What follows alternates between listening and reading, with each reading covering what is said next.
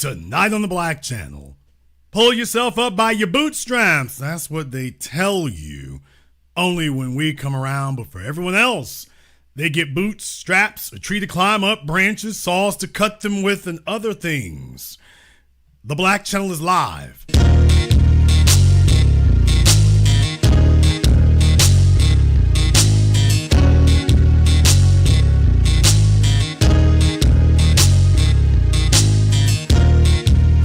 Unapologetic, unadulterated, and absolutely uncompromising. Greetings, brothers and sisters from around the world, and welcome back to the home, the haven, the stronghold, and the everlasting super fortress of intelligent black thought. We are the Black Media, and this is the Black Channel, and I am your host, your brother, your humble servant, the voice of Black America, the Black Authority, broadcasting to you live from the only historically black college university of higher education and learning in the cosmos. You are, of course, welcome to join us. And join us you shall, because on tonight's program here, boy, I'm telling you. Usually we talk about other places in this regard here. We haven't talked about California in a minute, but tonight we will. And I want to discuss this idea of pulling yourself up by your bootstraps. Well, that's the mantra that you hear. That's the mantra that you're given. That's the mantra that they say, but is that actually what's occurring? In all these places, they wish to stonewall about reparations. And when I speak about reparations, I'm referring to reparations across the board. And I am discussing reparations across the table from the local level, the state level, and the federal level. Why don't we go ahead and take a look at a news story here that a lot of you may not be aware of. This is out of Long Beach. And there is a program called Sidewalks to Success. Sidewalk to Success.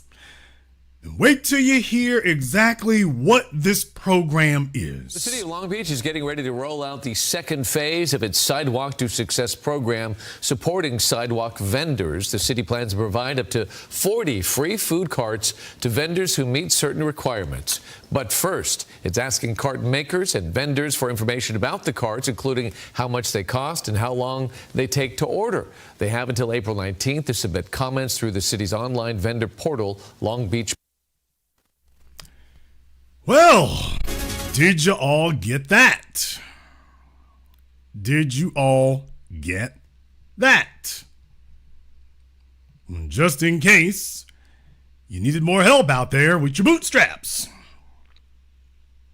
And yes, when you go through the paperwork, no, there is no citizenship requirement, which means that this is a fund the illegal aliens program. Is what this is. So black folk in Long Beach, the citizens of Long Beach, can't get anything, but guess what? The city of Long Beach said, you know what? Need a free food cart? Free. Oh, no. It's much more than that. Oh, it is much more than that. Understand something. I've done the work of investigation here. I've done the work of investigating. Because that is my job, my purpose as the anchor man of the new Black Media. And let me show you exactly what they're doing there. Let me show you. Here this is coming to you here on Instagram. One of the activists out there. Sidewalk to Success program is now available. This was back in February here, a couple months ago. The Sidewalk to Success program is now available. All applicants who apply for a sidewalk vendor business license and permit, this is separate from the carts now.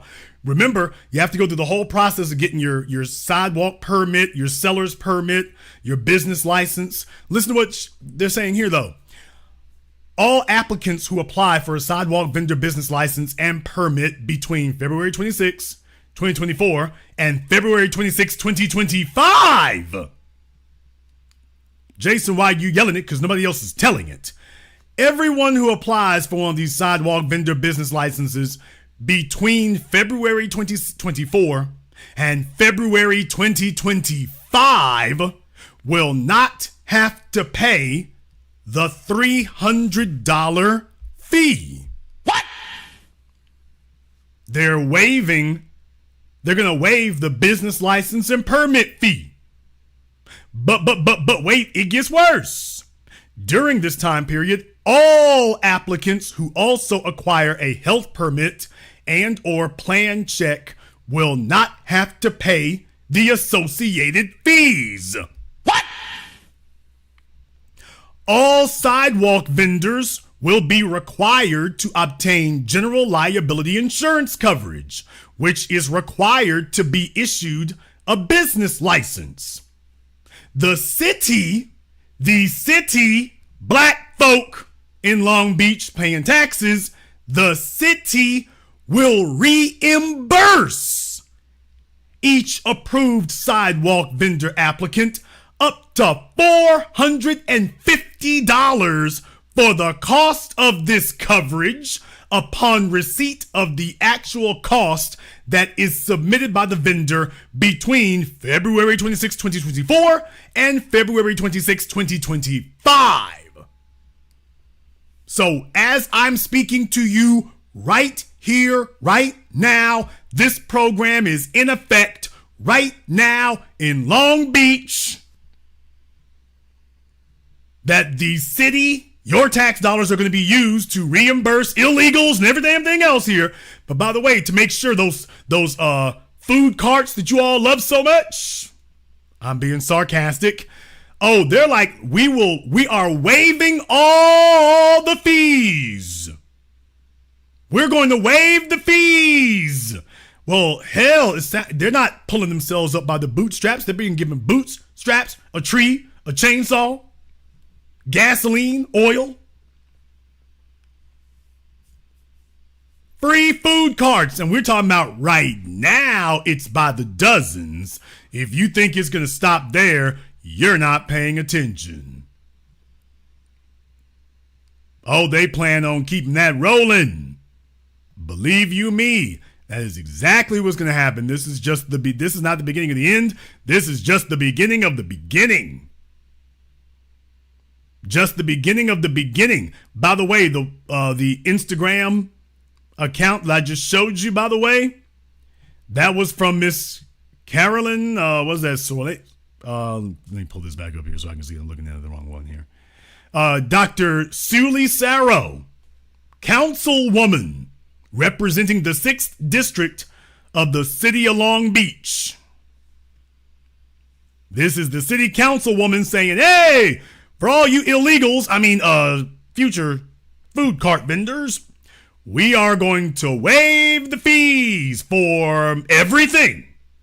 As a matter of fact, not only are we going to waive the fees, we're going to give you a free food cart. The City of Long Beach is getting ready to roll out the second phase of its Sidewalk to Success program supporting sidewalk vendors. The city plans to provide up to 40 free food carts to vendors who meet certain requirements. But first, it's asking cart makers and vendors for information about the carts, including how much they cost and how long they take to order. So they're saying, don't worry, you go ahead and start applying. You let us worry about how much the food carts are going to cost. You let us worry about that. We're going to pay for everything. I want y'all to understand, if all you did was listen to this news story from Channel 7, then all you would know is, well, they have a program paying for the food carts. Well, that's bogus as hell. Oh, it's not just the food carts. It's the food carts, the permits, the business license, reimbursement for the insurance, which you need to get the business license. They're going to reimburse all that. So in other words, they are going to turnkey set you up for business if you're illegal aliens or non-black. Turnkey setting you up for business. Now, here's the criminal part of this. When we show up talking about reparations, the Freedmen's Bank, when we come up talking about the Freedmen's Bank and, well, what do y'all want? We want the same thing you're giving these illegal aliens here and Ukrainians and refugee assistance. We want the same damn thing. If you're going to waive these costs and waive these fees for them, you need to be doing this. When we show up talking about waiving taxes, what? So when we show up talking about we shouldn't have to pay taxes as the descendants of slaves, you sit up here and start playing dumb and talking stupid and talking about, oh, we can't do that. These folks here are not even citizens and should not be here and should be detained at best and handcuffed and deported at worst for even being here. And you saying, oh, let's make sure that they're set up turnkey with the money from the black folk we're denying. Let's make sure that they get turnkey service. Let's make sure they get turnkey service. We just gonna give them a food cart. We're gonna take care of all the paperwork, take care of all the insurance, take care of all the permits. We gonna take care of all of that for them. And when we show up saying, hey, you need to break that for us, we've been talking about that forever. Oh, we don't know if we can do that for you, Leroy Jenkins. Not so sure we can do that for you, Leroy.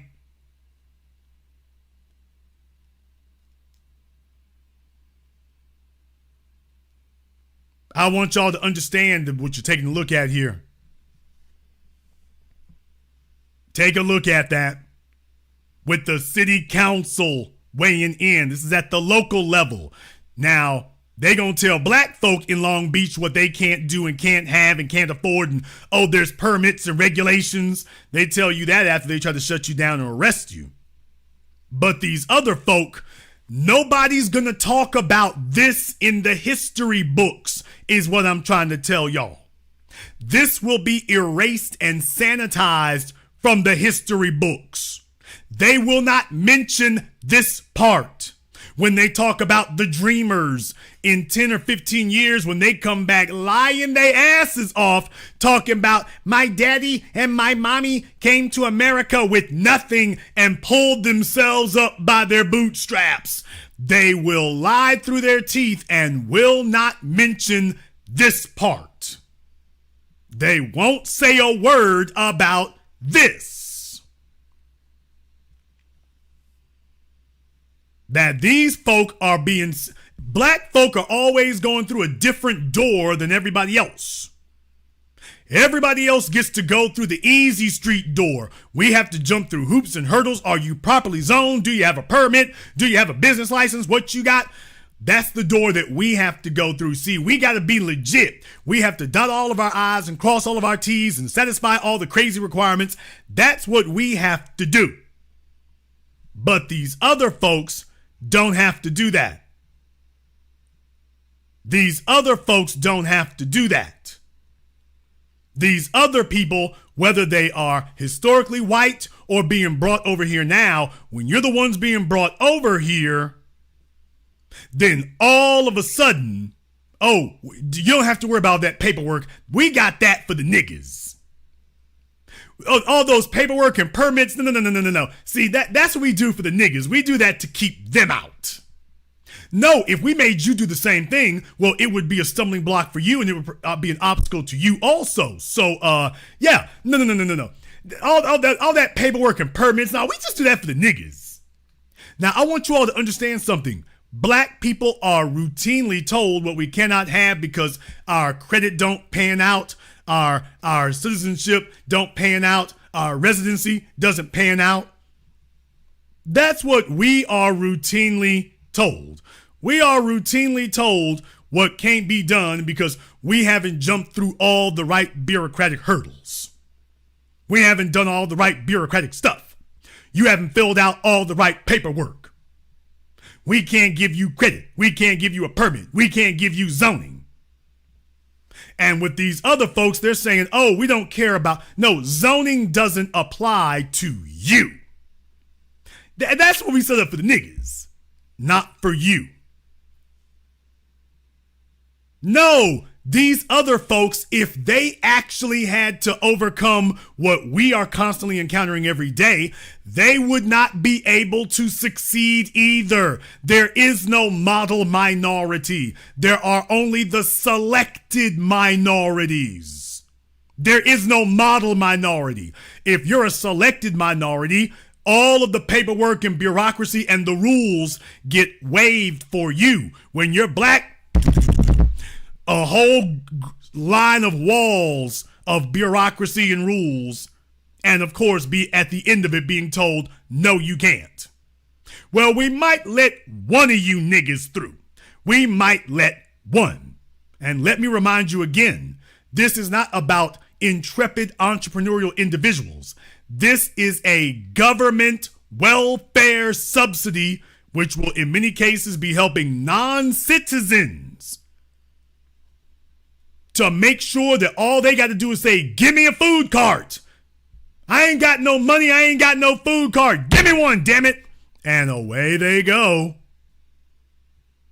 With the city council giving the thumbs up publicly, giving the thumbs up. The insight and the analysis you'll receive absolutely nowhere else. Well, Jason, that's just one. Oh, don't worry. I didn't bring receipts. I brought invoices. I don't tell you what you paid. I tell you what you owe. Remember this story that I was covering last year about Chinatown in Los Angeles? Remember this story I was covering? Well, boys and girls, we've got an update. Well, why don't you take a look at this? Los Angeles Times, dated yesterday. Los Angeles, they're talking about the city council, cuts a tentative deal to provide $15 million to spare Chinatown tenants from steep rent hikes. Not from eviction, but from having the rent hiked on them.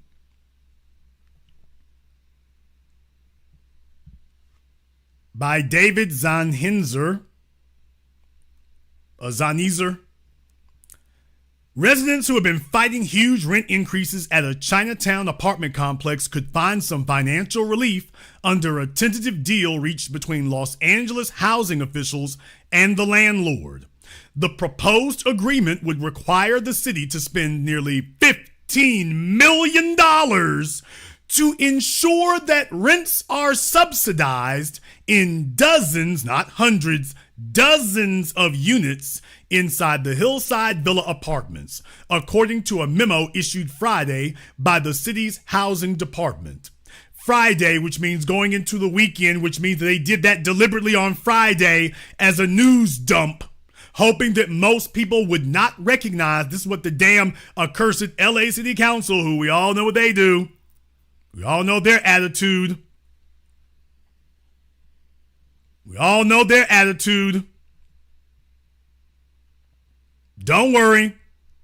Don't worry here, folks, because I know some of you here, I want you to read the small print under that picture for any of the clowns who might try to act like, well, Jason, they ain't really the Los Angeles City Council. It's the Los Angeles City Council. Take a look at the small print right below the photograph. The Los Angeles City Council will consider a deal. So even though the article has not yet said the Los Angeles City Council and the headline didn't say it, no, this is the LA City Council, just like the Long Beach City Council paying for food carts. This is the Los Angeles City Council saying, well, we think this would be a good use of taxpayer funds. And not $2 or $3 neither. So they dumped this news on Friday, hoping that it would fly below the radar, and for most people it probably will, but if you tune in here to the new black media, you'll be kept up to speed. The agreement would run through February 2034. Damn! So Long Beach is going to be giving out free permits and free carts all the way through 2025, and Los Angeles is going to cover these people. They said, oh, hold my beer. They're going to cover these folks for another 10 years. And would cover 106 of the building's 124 units. For some renters, the subsidies would close the gap between the amount they were paying in 2019 and the market rate rent the landlord wants to charge, city officials said. So in other words, this is beyond rent control. This is just straight up subsidy for what they were paying 5 years ago. The subsidy would not cover 17 apartments where tenants are already paying market rate or 1 unit reserved for the building's manager, the report said. The deal, if approved by the city council, is designed to resolve a long-running battle over steep rent hikes announced several years ago by 636 NHP LLC, the building's owner. The company sought those increases following the expiration of a 30-year agreement with the city that had restricted the building's rents. The new agreement would effectively scuttle efforts by tenant advocates to have the city acquire Hillside Villa using eminent domain. So the activists actually wanted the city to buy this apartment complex so they can keep their cheap rent. Now, if we were talking about that, they'd be calling it welfare. They'd be saying, pull yourself about your bootstraps. They'd be saying this misuse of government funds. That's what they'd be saying, housing project. If we were saying that, they would be saying this is you trying to turn into a housing project. What about the free market? Nobody talking about free market here. Ann Sewell, general manager of the Los Angeles Housing Department, warned the council in her memo that if the city completed a purchase of Hillside Villa, the cost of acquisition, renovations, and refinancing would reach nearly $93 million. She also pointed out that the owner has no interest in selling. The purchase of the property from an unwilling owner would be a long, expensive, and legally uncertain process, resulting in much higher acquisition costs, she wrote. The proposal will be taken up by the council's Housing Committee Wednesday before reaching the full council. Council member Unesis Hernandez, whose district includes Chinatown, declined to say whether she supports the agreement. An aide said Hernandez is still reviewing it.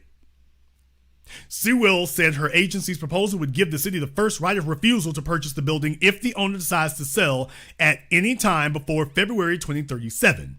The deal would also give tenants 6 years to finish paying back rent owed from the period between 2019 and 2024. Let me say that again. The deal also gives tenants 6 years to finish paying back rent owed from 2019 to 2024. So for the rest of y'all who are being taken to eviction court today since the pandemic, by the way, these folks here in Chinatown done swung a deal for the government and the city council with your tax dollars to subsidize them, and they got 6 years to pay theirs back. Not 6 months, 6 years. They've been extended 10 years overall of lower rent, and they got 6 years to pay the back rent. If those tenants enter into a repayment agreement and make the required payments over the 6-year period, the owner, quote, will not seek to evict tenants for unpaid rent covered by that agreement, the report said. Tenant advocates have spent several years pressuring city leaders to forcibly purchase Hillside Villa, staging protests at their homes and elsewhere. They launched their campaign after the building's mostly Latino and Asian residents, many of them elderly and low income, received notice that their rent would double or even triple.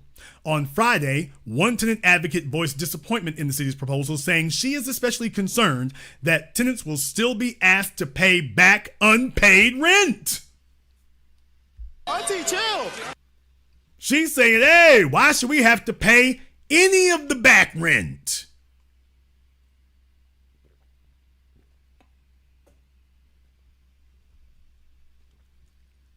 That's what they're telling them. Hey, by the way, hey, it ain't enough.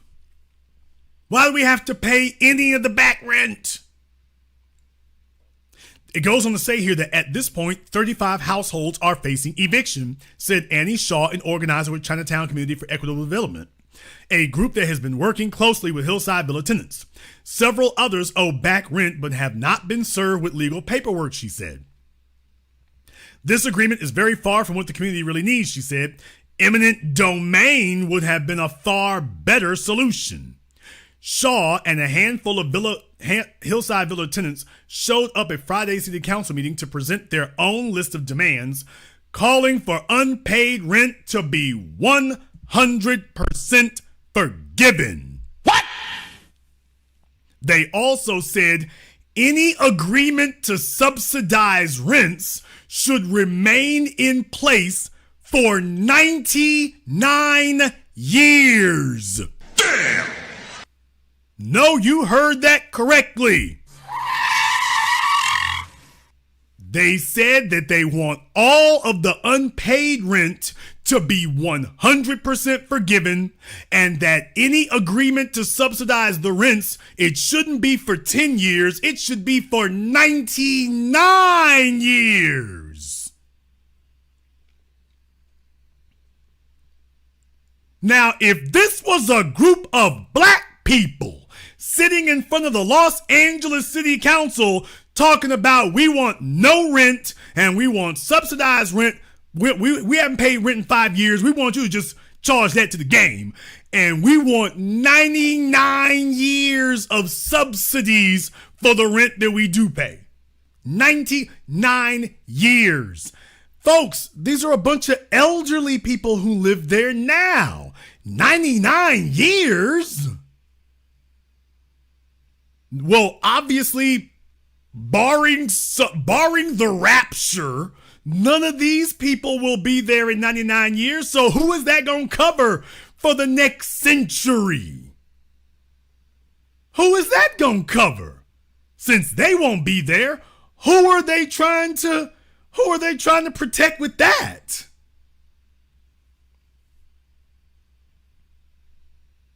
They go on to say here that Mary Ramos, a resident of Hillside Villas, said the deal to establish rental subsidies through 2034 would not be enough.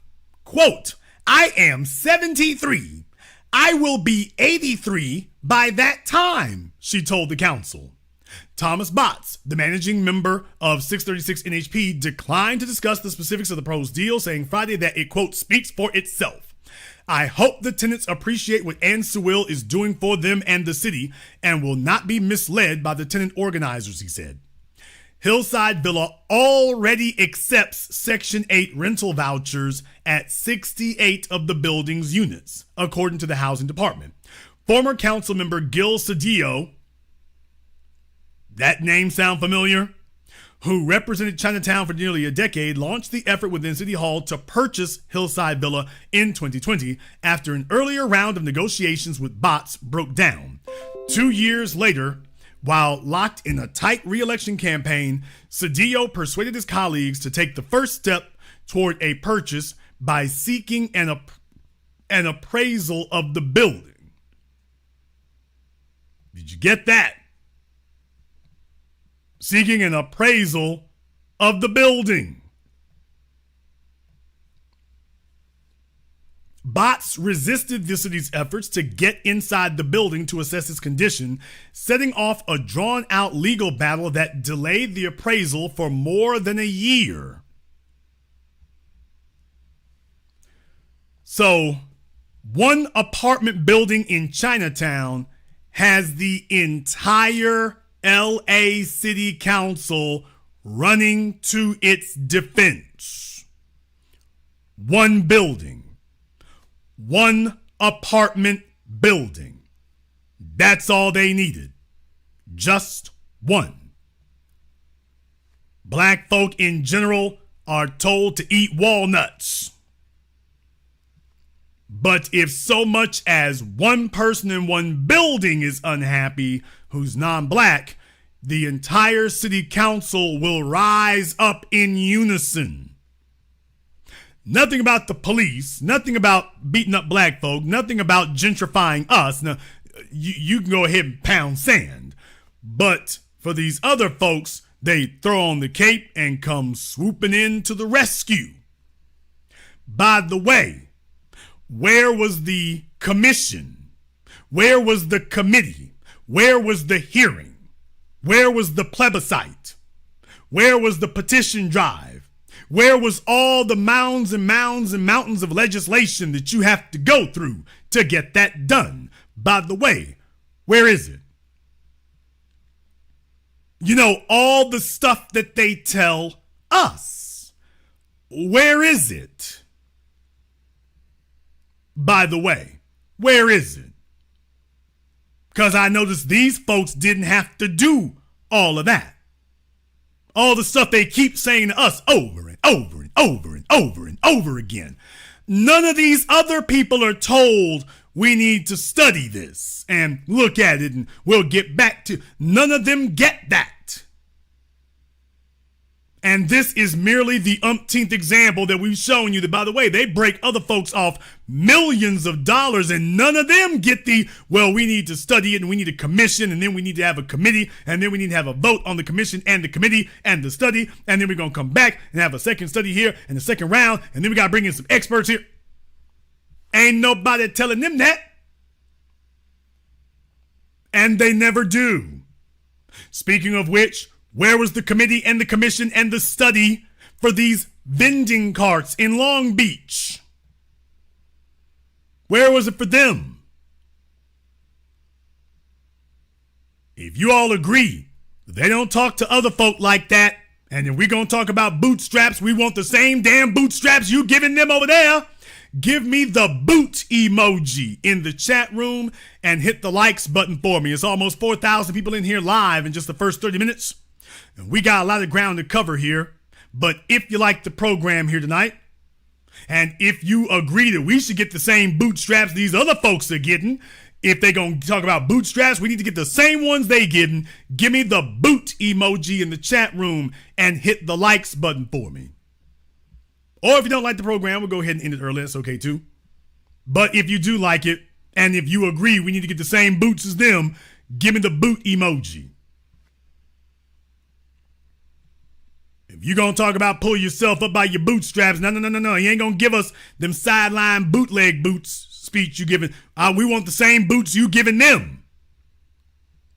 These folks are being given cash money is what I'm telling you. These folks are being given cash money, including in the case of the food carts. When I talked about reparations across the board, here's my thing. If you say to black folk here, okay, we don't want to give well, Jason, in what form would you take the cash payments? I'm not taking it in the form of college degrees, but if I come to you and say, I got a business idea, and you say, okay, well, tell me who you want to buy the equipment from, and we'll send the check to them. Okay, you cutting the check. I'll go for that. Yeah, I want this storefront right here. I want this equipment right here. I want this truck right here. I want these tools right here. You can cut the check to Home Depot. You can cut the check to GMC. You can cut the check to Freightliner. You can cut the check to Sterling Properties. Okay, we can cut the check like that. That'll work. Yeah, I got a business idea. You can cut the check to them. If I tell you where to cut the check to, long as you get it sent, that'll work. I'll go for that all day.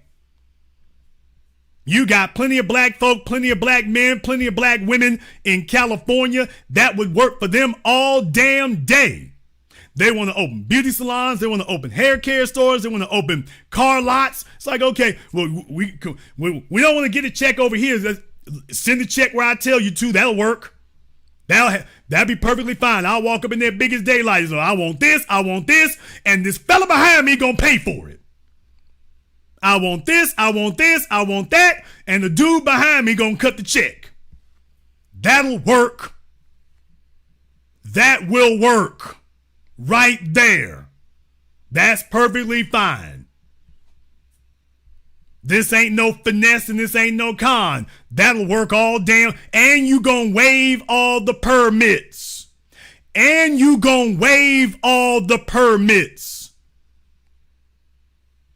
gonna do that and waive all the permits. Oh, that'll work all damn day. Now run my paper. Cut the check. I'm coming in here with a damn laundry list. It's all the stuff got to get paid for. Here you go. Like you did with them illegals with the food carts, like you doing down there in Chinatown, break that bread. You can do it right here. There you go. I'll take that. That'll work just fine. I'll take that right there. We can do that. If that works for the food, if y'all can do that for the food carts and you can do that for the apartments, reparations across the board is like, okay, that'll work. That'll be just fine. I don't give a damn how you do it. Direct invoice, reimbursement, go through Chase Bank. You can have them set up a program, whichever which way you want to do that right there. Get it done. Get it done. Because they've been doing this for a while, brothers and sisters. They've been doing this for a while. Let me ask you all a question. Have you all ever asked yourselves, how is it that these young white supremacists around the world and places, how is it that so many of them are able to make so much progress so quickly? I've got one example that comes to mind immediately. Vice Media. You know, started by Proud Boys founder Gavin McInnes. Well, they say that they're a media organization. At least they morphed into one when you don't pay attention to everything else they do. But did you all know the real story of Gavin McInnes and Vice Media? Did you know the real story of it? Well, you're about to find out the real story. Not later, you're going to find out right now. If you will direct your attention to your screens there. And this is one article among several. You all can go Google this for yourselves. Vice Media was started because of a Canadian welfare program. No. I meant it. Vice Media may technically be bankrupt as of Monday morning, but it couldn't have gotten this far or sent so many lantern-jawed journalists to such far-flung places without a host of committed investors along the way. And it all started with, they say, a little seed money from Canadian taxpayers. What? So they started by saying with a host of committed investors, but it all started with money from the Canadian government. The year was, 1994. Damn! O.J. Simpson, post Rodney King. Yeah, while all that was going on down here, up there in Canada in 1994, no one could have known the internet was about to change everything about media. Actually, everybody knew it was about to change everything. Bill Gates said it. Everybody knew it back then. So stop lying. Whoever wrote this damn article is either an idiot, a fool, a liar, or all of the above. The government of Canada agreed that Montreal's thriving underground music, art, and culture scene would do well with a bit more print magazine love. 2 years later, the Voice of Montreal was a successful venture.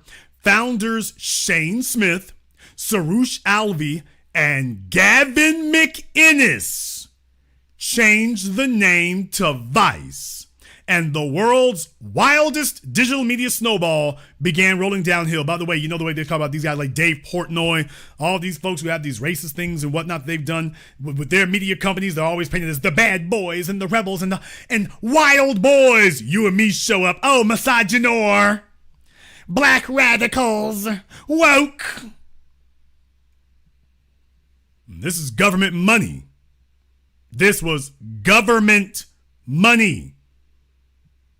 Don't believe me? We can go down the list from the Intelligencer. Get out the way. Oh, isn't this classy? A company built on a bluff, Shane Smith grew Vice on, quote, greater fool theory. Now the market may have wisened up. And if you go down here, it talks about Vice. Now, this is from the New York Magazine now. This is New York Magazine. This is not Jason Black talking. This is New York Magazine.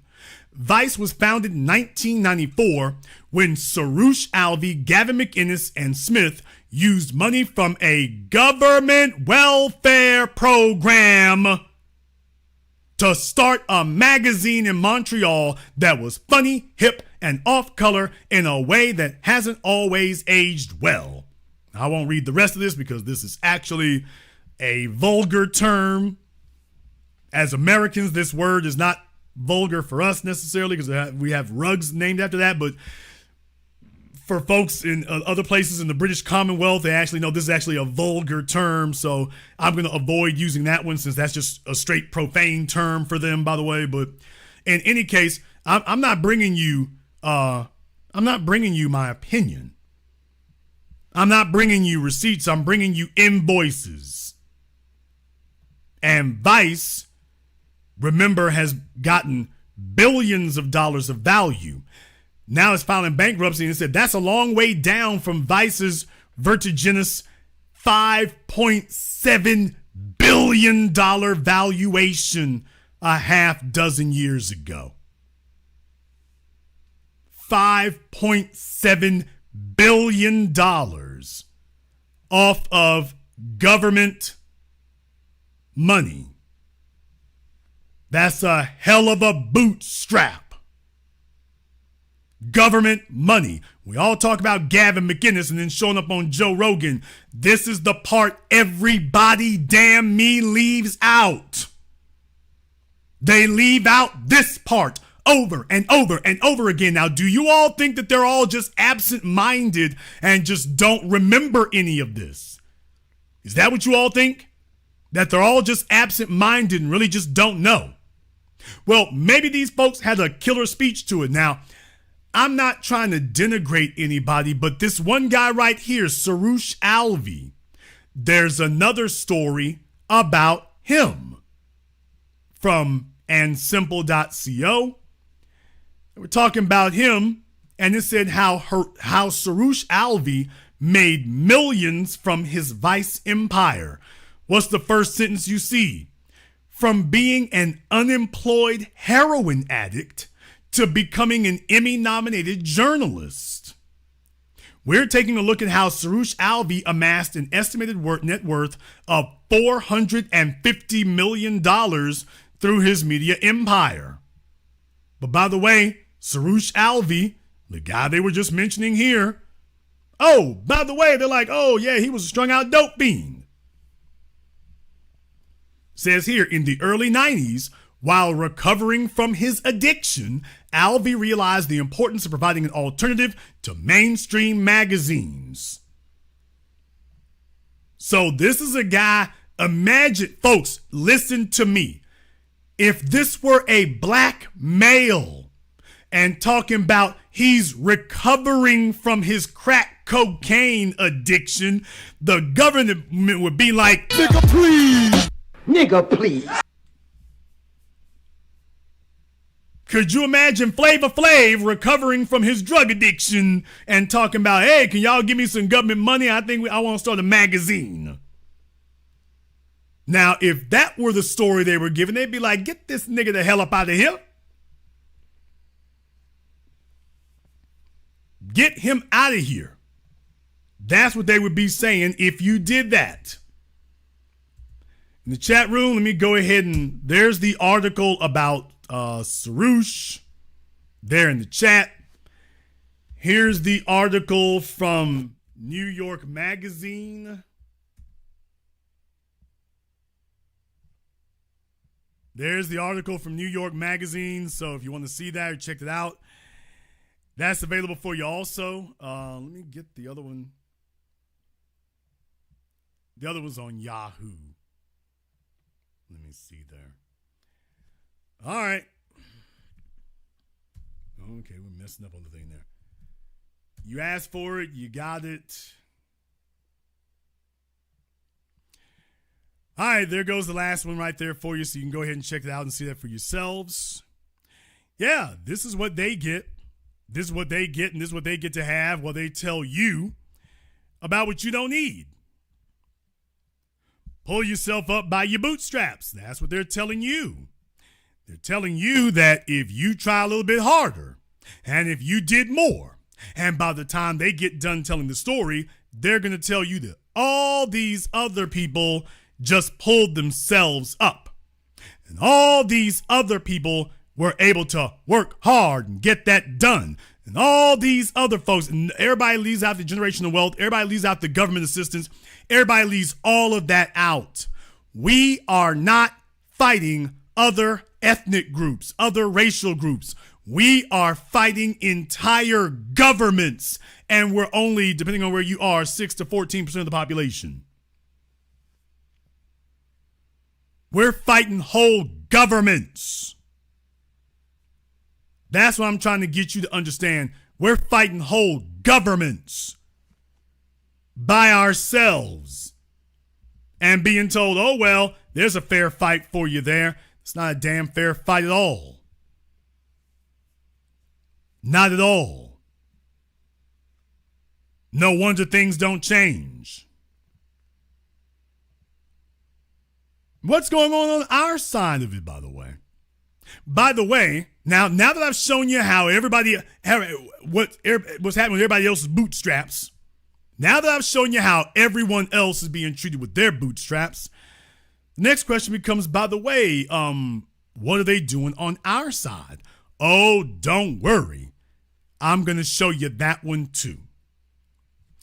First, we're going to take a very brief non-commercial break here. Before we do, I want to thank everyone who has contributed to support tonight's program. Shout out here to my man, Mr. Richburg, my dude, Chadwick. Thank you very much for your support. We appreciate that. Brenda, and a big shout out here to my man, B1 Media is a lifesaver. Thought he had disappeared there for a little bit, but B1 Media is a lifesaver, is back on deck. And to all of you in Super Chat, Venmo, PayPal, thank you very much for your support as well. I told you about everybody else's bootstraps. Well, guess what? They got bootstrap work for us too, specifically for black folk. They got bootstrap work for us too. Now, I'm going to give you up-to-the-minute information here. You saw what they're doing for everyone else? Let me tell you what they're going to do for us. Right after this very brief non-commercial break, this is the Black Channel. Hello, my name is Steve Burgess, and I'm the author of this book, Guidelines for the Successful Student, a closer look at parenting your school-aged child. In this book, I've explained the role of the parent and the student in addition to what accommodations, procedures, rewards and consequences and expectations that need to be in place to ensure student success from primary to high school. This book is available on Amazon.com. For more information, please visit my link tree at Easy One-on-One, and to access my latest podcast, A Teaching Moment with Mr. B. Thank you all for listening. A white supremacist assassin seeks revenge. Corrupt FBI agents with evil intentions. Dangerous black collaborators dedicated to treason. Occam Jeffers must defeat them all and somehow survive. One misstep and he's a dead man. Join Occam Jeffers as he looks the devil in his blue eyes and tells him, Black first. A sequel to the underground hit War of the Heart, Spirit of 1811 Publishing presents God Love Us, on sale at Amazon. Pre-order and save today. Visit spiritofo1811publishing.com and show your love.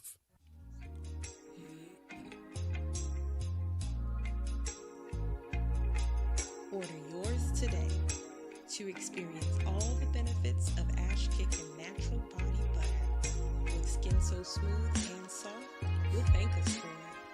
Shop Ash Kickin' online. That's ASHKICKIN.com.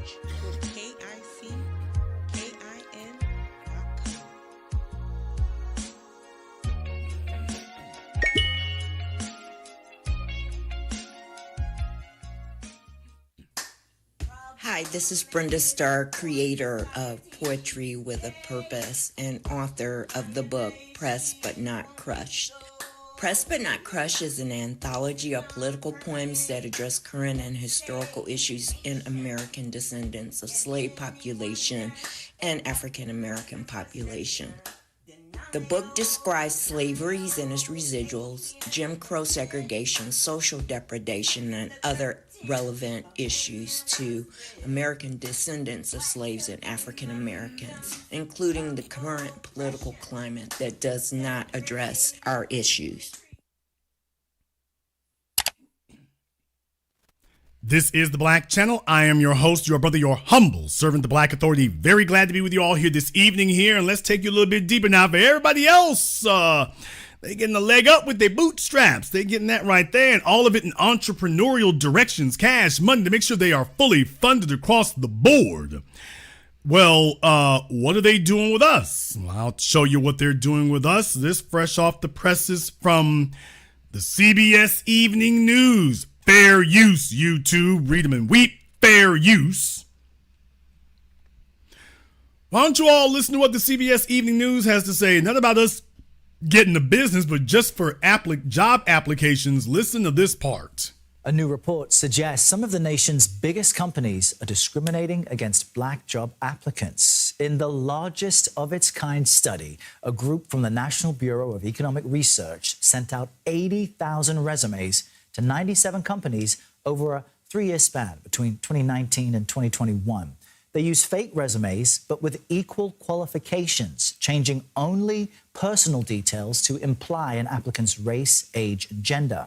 Overall, researchers found employers contacted white applicants more than black ones, with the widest gap being between companies Genuine Parts and AutoNation. So far, neither company has responded to our requests for. Now, did you all get that?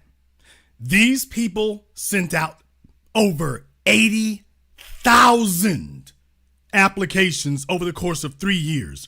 Over 80,000. And what they're showing you is, to no one's surprise, if you make a application that implies it's a black person and another one that would imply it's a white person, well, what do you know, in the year 2024, with everybody talking about all this stuff was so long ago. That was so long ago, that's what they tell you. That's so long ago. And yet here it is in 2024, and you can replicate these results on a whim. You can replicate the results on a whim. Think about that for a few minutes. Let me back it up one time. The National Bureau of Economic Research sent out 80,000 resumes to 97 companies over a 3-year span between 2019 and 2021. They use fake resumes, but with equal qualifications, changing only personal details to imply an applicant's race, age, and gender. Overall, researchers found employers contacted white applicants more than black ones, with the widest gap being between companies Genuine Parts and AutoNation. So far, neither company has responded to our requests for comment. Now, that means they sent out during the pandemic. So what we're telling you here is, at Black folk, we hear last hired, first fired. We have barriers to entering the economic system that are put in place. So during the pandemic, these people were racially profiling during the pandemic. You damn right, cut the check. No, don't tell me a damn thing about working harder. Cut the damn check. However, Genuine Parts did tell the New York Times, quote, "We are always evaluating our practices to ensure inclusivity and break down barriers, and we will continue to do so." Is this breaking down barriers? Because this looks like building barriers. AutoNation did not respond to the New York Times. Let's bring in Evan Rose now. He is a co-author of this report and is an assistant economics professor at the University of Chicago. Evan, great to have you with us on this topic. I'm just wondering, from your point of view, with all the research you've done, what were the most significant findings and what it tells us about the U.S. labor market as a whole? Great. Yeah. Thanks so much for having me. So this was a huge study, as you mentioned. We sent thousands and thousands of resumes to many hundreds of companies. And I think the most important thing that we learned from the study is that companies seem to really differ in the extent to which they discriminate based on the characteristics that we're looking at, which is both race and gender. You highlighted the fact that 2 companies appear to discriminate much more than the other companies in our study. I think it's also important to recognize that some companies appear to discriminate quite a bit less or even not at all in our study. It's just massive heterogeneity in the economy and the extent to which we see this discrimination against distinctively black names. Now, importantly, that discrimination doesn't seem to be random. It's concentrated in particular industries. For race discrimination, for example, firms that do things with cars and car parts, like AutoNation and Genuine Parts, which owns the Napa Auto Parts brand, seem to discriminate much more than firms in other industries, including. Yeah, because you notice when you go to like AutoZone, for example, it's not hard to find black folk there. You go to a Napa Auto Parts, ain't no black folk there. Now you know why. But also one other thing. These are jobs that can pay very well that don't require a college degree, for example. The writer Michael Crichton talked about that back in the 90s when referring to the airline and aircraft industry. Being an aircraft mechanic, he said back then that was one of the few jobs you could get that could pay you six figures, and you didn't have to have a college degree. So if you can get into automotive and automotive repair, you can make a very good income and don't have to have a college degree. Well, yeah, but that's part of that social safety net, part of that social socioeconomic safety net. So that's the kind of thing you want to reserve for the white kids. When it comes to doing labor like that, they want to reserve that for the white kids. As we covered in my documentary film Gentrified, to cover doing sidewalk work, laying concrete and things like that. That doesn't require a college degree. Putting up sheetrock, that doesn't require a college degree. We want to make sure we reserve as much of that as possible for the white kids. So if you need to get your lazy nephew up to go do something, you can give him an above minimum wage job and do that. By the way, the Mafia, that was one of the things they did forever. If you ever watched The Sopranos, that was actually taken from real life. The Mafia has done that for decades. They've done that for decades. So they're showing you there's certain fields out there that they are trying to reserve a certain segment of the labor and everything for their kids and for their people. Don't tell me a damn thing about Bootstraps. Cut the damn check. Including industries like food stores and grocery stores, for example. So we think this is important because I think it means, first of all, there might be something we could do about this from an enforcement perspective. We also think it might mean that there are things firms can do themselves that might mitigate or exacerbate the type of discrimination that you could see in their organization. In fact, yeah, there's plenty you can do. Cut the damn check. That's what you can do. You can do that right there. That's what you can do with these firms. Napa and AutoNation, y'all can cut the check. That's what you can do. All firms don't seem to discriminate in the same way, suggests that this is just an inevitable feature of the labor market, that there's going to be discrimination out there always. Instead, it may be that policies and practices that firms can adopt, how they structure hiring, the type of training they give people, might actually have an impact on these measures. And we hope that by releasing these data, we can start to learn some of those policies and practices and share those across firms in a way that can help reduce the type of discrimination that we're seeing here. It's a fascinating study, extensive research. Now, take a look at what he's saying that they can do. Take a look at that. Centralizing HR operations, diversity among HR and hiring staff, people, human relations, human resources is the token black female middle management position at practically every corporation out there. Human resources is a paper pusher position. Human resources doesn't choose who the applicants are. The applicants are brought in by somebody else. The hiring staff, interesting. But human resources is the black female token position. So obviously that's not where the problem is. Hiring based on skills versus degrees. Well, I already explained to you how the chicanery sets in for that. They used to say degrees were why they hired more white men than black folk. Now they're saying skills is why they're hiring more white men than black folk, and offer diversity training. Now, this is all very interesting. Nobody needs diversity training for hiring the white males. Somehow nobody needs to be hired to make sure it's diverse for them. That you've done. We mentioned areas in which were more likely to discriminate. Which companies and which areas were less likely? Yeah, so we see less discrimination on the basis of race against our distinctively black names in these fictional applications we sent.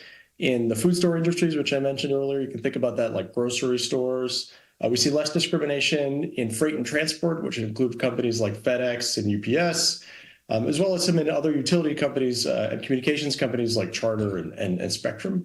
So again, it's not a universal phenomenon. It's not sort of. All right, let me go ahead and explain that to you all there, because there's a story behind the story there. All right, they're talking about at food stores. People, that means Walmart. Jason, why are you yelling it? Because ain't nobody else telling it. They're talking about Walmart now, people. You're talking about Walmart. You're talking about Target. Who is the largest grocer in America? Walmart. So that's who they're talking about. Walmart doesn't have a problem hiring black folk. They never have. They just have a problem promoting black people into executive positions. And they just tell you, And deal with it, nigga. well, I've told you all ever since I picked up this microphone that black people at Walmart, they are 90% of the checkout staff and 0% of upper management. Now, how the hell is that mathematically possible? Over the course of 4 decades, black people have been the majority of the front sales staff, the majority of the workforce at Walmart, and they disappear once you get into management. They disappear. How can you be 90% of the workforce and 0% of the middle and upper management if that's not diversity for white males? If that's not affirmative action for white people, how is that mathematically possible? Unless you're going to try to make black folks are just genetically inferior argument. They weren't genetically inferior at the front desk. They weren't genetically inferior at the cashier's desk. They weren't genetically inferior in the automotive sector, in the automotive department. They weren't genetically inferior in produce. They weren't genetically inferior at the money store. They're not genetically inferior anywhere else. So they're perfectly able to run the store and open it on a daily damn basis. Even when there's disastrous weather outside, black folk are always dependable to be able to do that. And yet when it's time to run it, none of those people are qualified. Oh, but wait a minute. Then again, they wouldn't be. Because remember, I covered this I covered this just last week, remember? Why, at Walmart now, they only want you to work there for 3 years. So that's their excuse for not making you upper management. Oh, you ain't been here long enough. Well, y'all are trying to get rid of everybody. And it's the same story at Whole Foods. It's the same story at Target. It's the same story at Kroger's and Albertsons. It's the same story everywhere you go. These entry-level positions that require you to be a little bit more personable than not being able to speak the English language would allow. So yeah, they stuff us there and then try to figure out how to fire you after a couple of years. So food stores and food products, that's what they're talking about there. All right, freight and transport. All my people who worked at FedEx, UPS, DHL, Amazon, and who work for the railroad companies. Once again, that's a red herring there too. Black people are the majority of the delivery drivers, and they're a small minority of the management at these freight companies.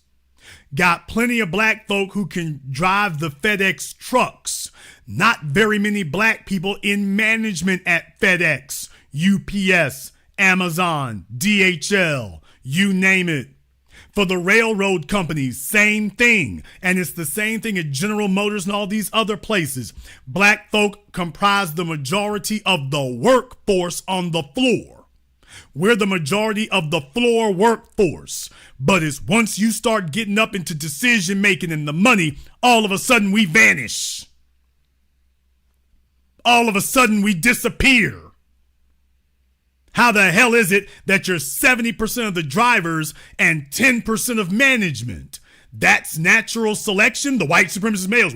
Well, I can see how it is. I see how it works out there, buddy. You know, you just gotta be a go-getter. Pull yourself up by your bootstraps. These folks will have you believing that 2 + 2 = 29. We're white and we say so. Then they talk about wholesale. That's warehousing. Once again, entry-level manual labor that requires you to be fluent in English. So just like your grocery stores and just like delivery, although that's gotten a little more complicated lately, but with wholesaling, now you're talking about warehousing. They're talking about, when he says wholesale, that's warehousing. Okay, but you ain't gonna make 6 figures at a warehouse. That's entry-level work. People, listen to me. I worked at warehouses. I've done that. I worked at warehouse, and then talk about telecommunications. I'm gonna get to that in just a moment. But warehouses. Folks, listen to me. Working at a warehouse, There's only two things you got to do to work at a warehouse. You need to be able to work a forklift to pick up the pallets, or you need to be able to drive a truck. That's it. Can you stack this pallet on top of that pallet with the forklift without turning into a damn TikTok disaster video where the pallets all fall over? Can you do that? If you do, that's working at a warehouse. That's working at a warehouse. Make sure you're putting the right materials in the right place. That's working at a warehouse. You can learn to drive a forklift in one day. I told y'all about that. For me, going on 25 years ago. Over 25 years ago now. I learned how to drive a forklift in an afternoon. They put their white kids in that damn thing and try to make you think you need a college degree. I learned how to operate a forklift in an afternoon. 2 days later, they weren't asking me to operate the forklift. They were telling me what to do on the forklift and expected it to get done every damn day after that. It didn't take me 3 years. It took me 2 hours. And after that, you couldn't get me off the damn forklift. They wouldn't let me off the forklift after that. It's not rocket science. It doesn't take a degree. It takes some coordination, especially if you got a pallet in front of you, because now you can't see in front of yourself if it's too tall. Maybe you can raise it up, but if there's low door frames around there, that might not be an option for you. It depends. And then you might have to take it backwards. But the bottom line is it takes a little coordination. But other than that, that's working at a warehouse. For those of you who don't know, my people in California, half of y'all done worked at the Amazon fulfillment centers. A warehouse, it tells you what it is in the name. A house of wares, a house of goods. Put these goods over there with those goods. When we need to load them up or distribute them, come back here, pick them goods up, bring them up front. That's a warehouse. In most warehouses, the goods are very limited. Now, if you're working one like FedEx is one of the distribution centers, that's a little bit different. A distribution center versus an actual warehouse, a little bit different, but it's the same. They got a system for where they put everything. I don't want to get too complicated for you all, but my folks who work at FedEx, and in Shreveport, they got one in Shreveport, they got in Bossier, they got one at the airport, and they got a big facility over there in Bossier. Bullcrap, but anyway, and that's all you do there. When the shipments and stuff come in, it's like, okay, put the stuff over there. They have a system for how you place things at the distribution center. It's like a warehouse. It just works a little bit different. Okay, fine. Stuff will only be there for 24 hours, not for 24 months. Okay, fine. And that's the way it works. There's every single one of your high school kids, all of you, your nieces and nephews, every single one of them can work at a warehouse. If they're not at one, it's because they've been kept out.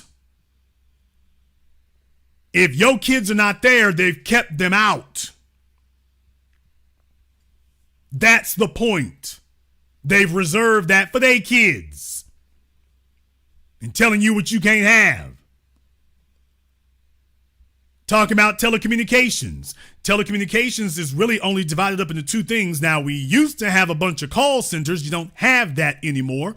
But in the place where they do have call centers, that's going to be mostly black folk. And then the other area is really going to be repair.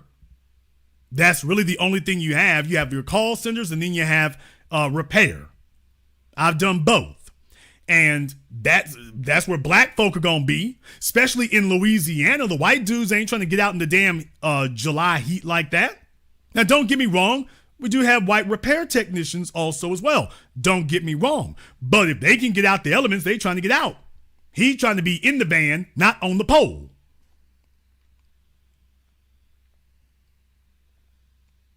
So yeah, these are the jobs and the positions you used to seeing black folk at. Oh yeah, and one more thing, in telecommunications, we are 90% of the customer facing part of the company, and then we're only about 25% of management. And 0% of upper management and executive management. We disappear altogether when you get to upper and executive management. We disappear altogether. In the chat room, Adrian, that is incorrect. Warehouse foreman pays well. Warehouse manager pays well. Warehouse developer? Oh, being a warehouse developer pays damn good. Going back to California again, you all know there's a thing right now about being outside of California because of the taxes and stuff. So out there in Nevada, they got this huge warehouse district that's out there in Nevada off the interstate. I want to say 10. All they do is they drop off the stuff there, and then they only go into California when they need to as the last mile, basically. So my folk out there in California know about that. My truckers, I got plenty of my truckers in here tonight. Y'all know if for those of you who service California, if you've been through, was that Nevada or Arizona, and you've seen that that's what they're doing out there off the freeway, building those gigantic warehouse districts, specifically for servicing California, but they don't want to build them in California, so they want to avoid the taxes. So they build the warehouses in Nevada right off the freeway. It's barren territory. They build it right off the freeway, and then they just come pick the loads up. When it's time, they come pick the loads up, take them into California. They just take them in. Okay, Interstate 15 out of Henderson. There you go. Interstate 15 out of Henderson. So, like I say, and that's not the only one, by the way. But y'all, I'm telling you that if you build and develop warehouses, that's big money. Oh, that's big money. There's plenty of money being made in warehousing, just not on the forklift. There's the catch. There's the catch. Big money being made in warehousing, just not on the forklift.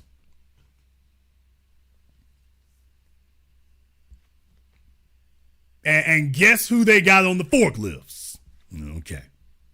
Guess who can't get into management, and they doing everything they can to make sure we don't get the money to start businesses. Yeah, that's what happens for us. We don't get the money to start the businesses. And it's not accidental that they make sure to keep you out of that. It's all part of the plan. Sort of inevitable that there's going to be discrimination in the types of job we're studying. We see less discrimination in freight and transport, which includes companies like FedEx and UPS, as well as some in other utility companies and communications companies like Charter and Spectrum. So again, it's not a universal phenomenon. It's not sort of inevitable that there's going to be discrimination in the types of job we're studying here. It does seem to have strong concentration in particular firms and among firms that are concentrated in these particular industries. And again, for our viewers, the resumes were identical. The qualifications and the skills were the same. By the way, take a look at the companies they listed up here. Did I call it or did I call it? Did I call it or did I call it? So Kohl's, you talking about retail. Avis, really retail. I mean, they're renting cars, but you don't own the cars. Waste Management. I'll let that speak for its damn self. Ryder, basically a FedEx partner. FedEx, Hilton, Front Desk. And that's why I've been telling y'all about that right there, is that if folk had more opportunities, I think they would see that differently. You working at Hilton, and that's why I was making the point here. By the way, were you all aware that only 2% of the hotels in Hilton's portfolio are actually owned by the Hilton Corporation? For those of you who did not know, let me reiterate this again because I've covered this before, but let me go ahead and cover this one more time.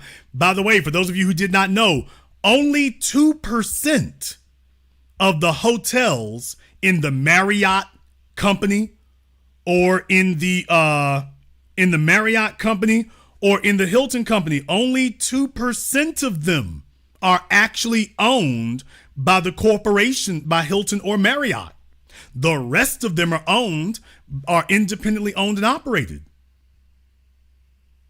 By the way, just thought you should know that. It's like McDonald's. They pay Hilton and Marriott a franchise fee. Now, the Hilton and Marriott own the flagship hotels. So like Marriott Marquis and the expensive ones, Edition, the signature one, they own those, the really big, expensive, like resort ones. Okay, Hilton owns that because they want it to look a certain way. Marriott owns those because they want it to look a certain way. They want to actually be able to micromanage the experience. But for the rest of them, those are independently owned and operated.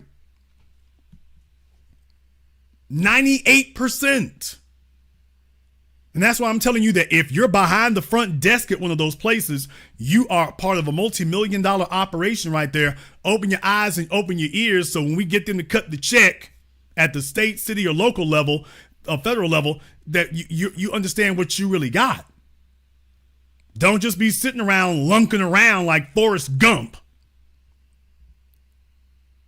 Talking about warehousing, there's Lowe's. Lowe's ain't nothing but a big-ass warehouse. That's all. Lowe's is a warehouse open to the public.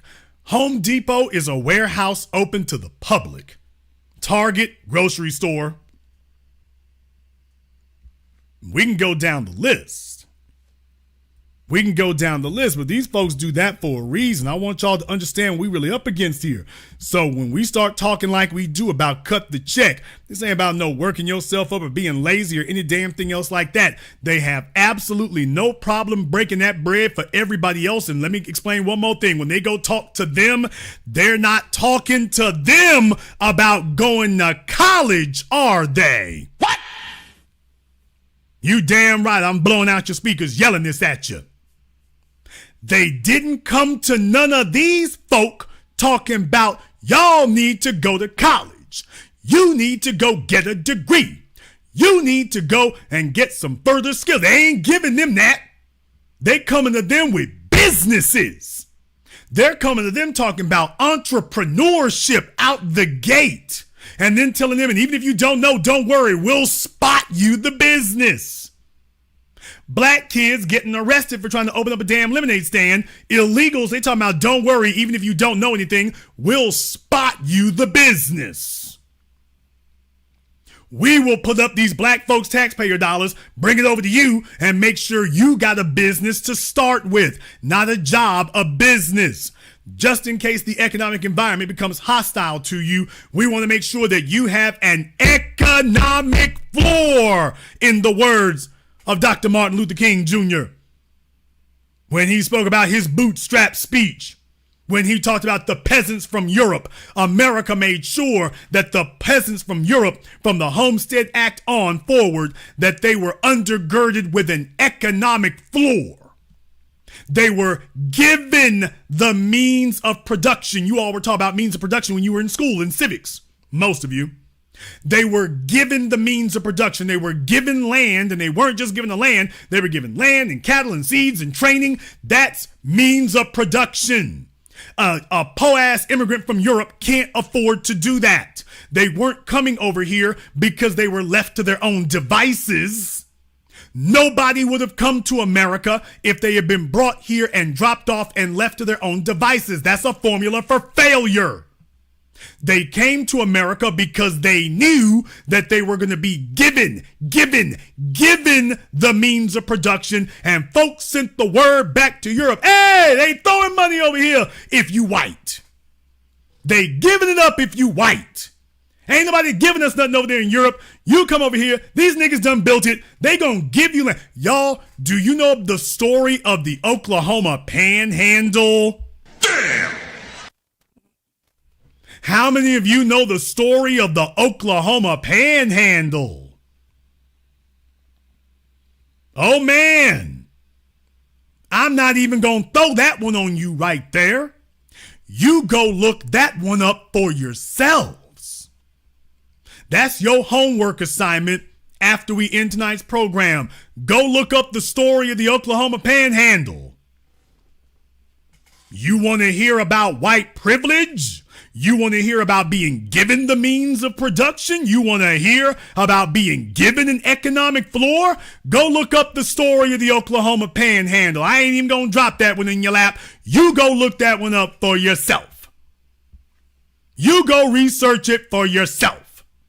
And you go take a look at how that one went down. It was literally ready, set, go grab it. That was literally what it was. Ready, set, go grab it. And guess who wasn't a part of the go grab it? You go in the chat room, there's a reason that they keep saying the word sooner. By the way, some of y'all in the chat room are already smart. Some of them are already smart. For those of you who didn't understand, they're not just Soldier General and what's your name here? Gisab M. They're not just saying sooner because they're talking about a university. They're saying that for a reason. They're already smart. They're already smart. That's why they're just saying one word, sooner. Go research it. It'll come together. Go look up where that word actually comes from and where it actually derived from. It'll come to you, but them fellas are letting you know they're smart. They're letting you know they're smart. They're letting you know they get it. They're like, Jason, I get it. Sooners. All right. That's your homework assignment. Oh, yeah, that was their bootstraps, right? By the way, one more thing. That was their bootstraps, right? That was how they got their bootstraps. Yeah. Yeah, you weren't invited to the damn bootstrap party. That's the problem. Everybody talks about bootstraps. We ain't never been invited to the damn bootstrap party. We're the only people who had to make our own boots and our own bootstraps. Everybody else got handed boots, bootstraps, and a tree to climb when they got here. We had to make our own boots, our own bootstraps. When we started climbing the tree, they chopped the damn thing down.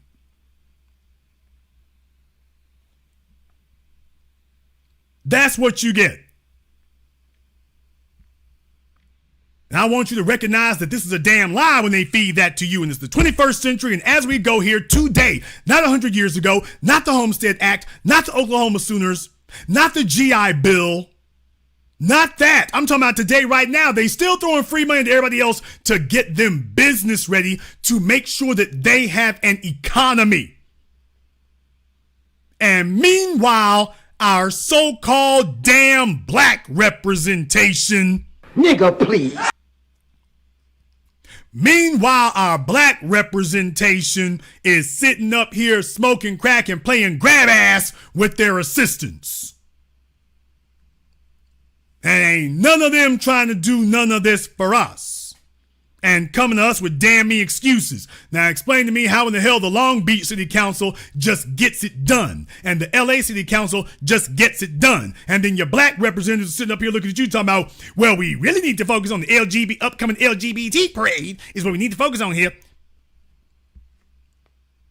That's why we got to be different. We can't accept any excuses. No, we are not asking too much. No, we're not. We are not asking too much. We are not being unreasonable. No, we're not. It ain't unreasonable for anybody else. Every time we show up, it's you asking too much and you No, we're not. We are not being unreasonable. We are not asking for too much. We are not asking for nothing. You're doing this for every damn body else sight unseen without them asking anything. Soon as we show up, hey, wait a minute, nigga, you ain't building no niggified economic foundation. You ain't gonna do that. I want y'all to understand when they come to talk to these other people, they come talking to them about business. They don't talk to them about jobs. That's what I'm trying to drill through your head. They're not talking to these other people about jobs. They're talking to them about business. They're talking to them about, let us make sure that you're set up economically, not getting Eric Adams lying ass. They're just coming here to work. That's the thing.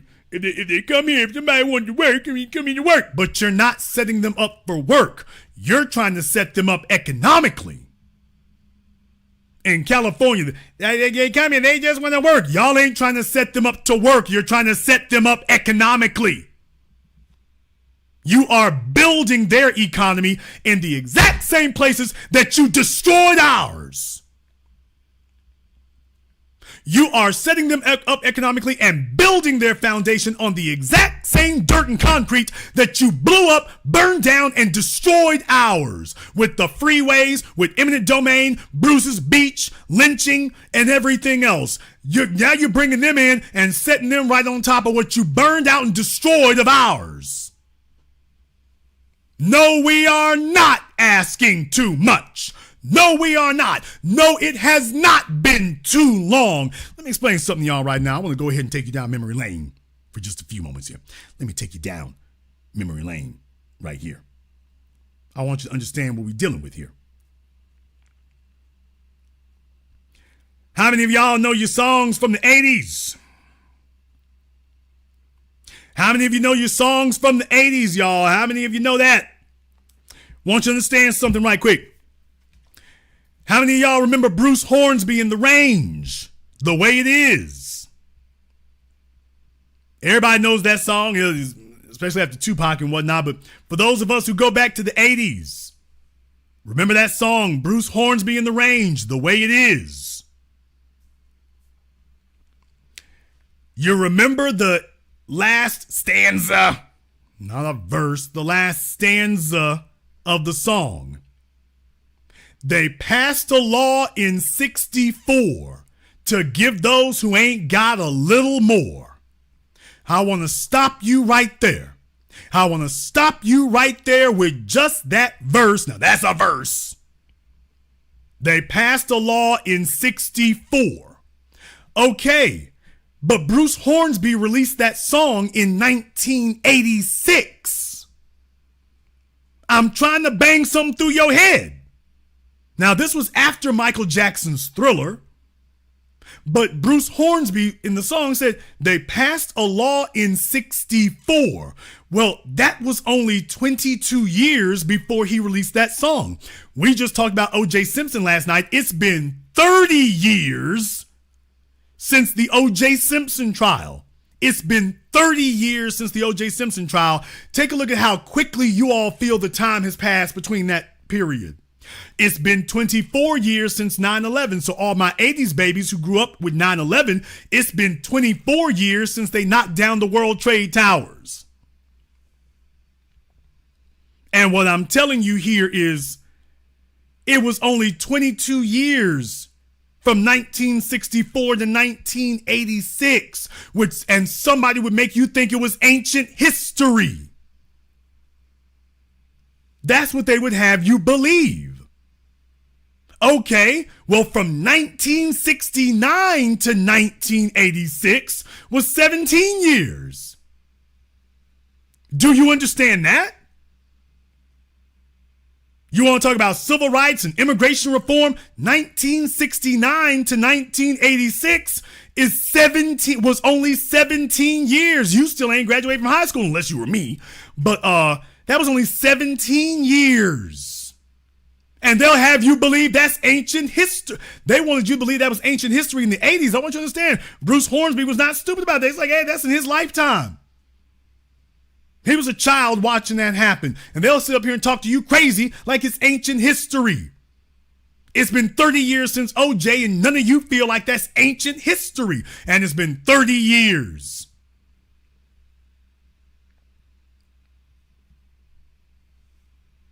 They're sitting up here telling you that it's ancient history in less than 2 decades. It's only ancient history when we show up. It's only a long time ago when we show up. They only talk crazy when we show up. It only becomes some parade of excuses when we show up. So I'm putting that in context so that you understand all the freeways that they have been building and continue to build. And to this day, when they build freeways in America, they target black neighborhoods to this day. To this very day. If they're building a freeway, a tollway, a bridge, they're looking for a black neighborhood to put in the line of sight of it. Let's go knock that down. And then telling you it's ancient history.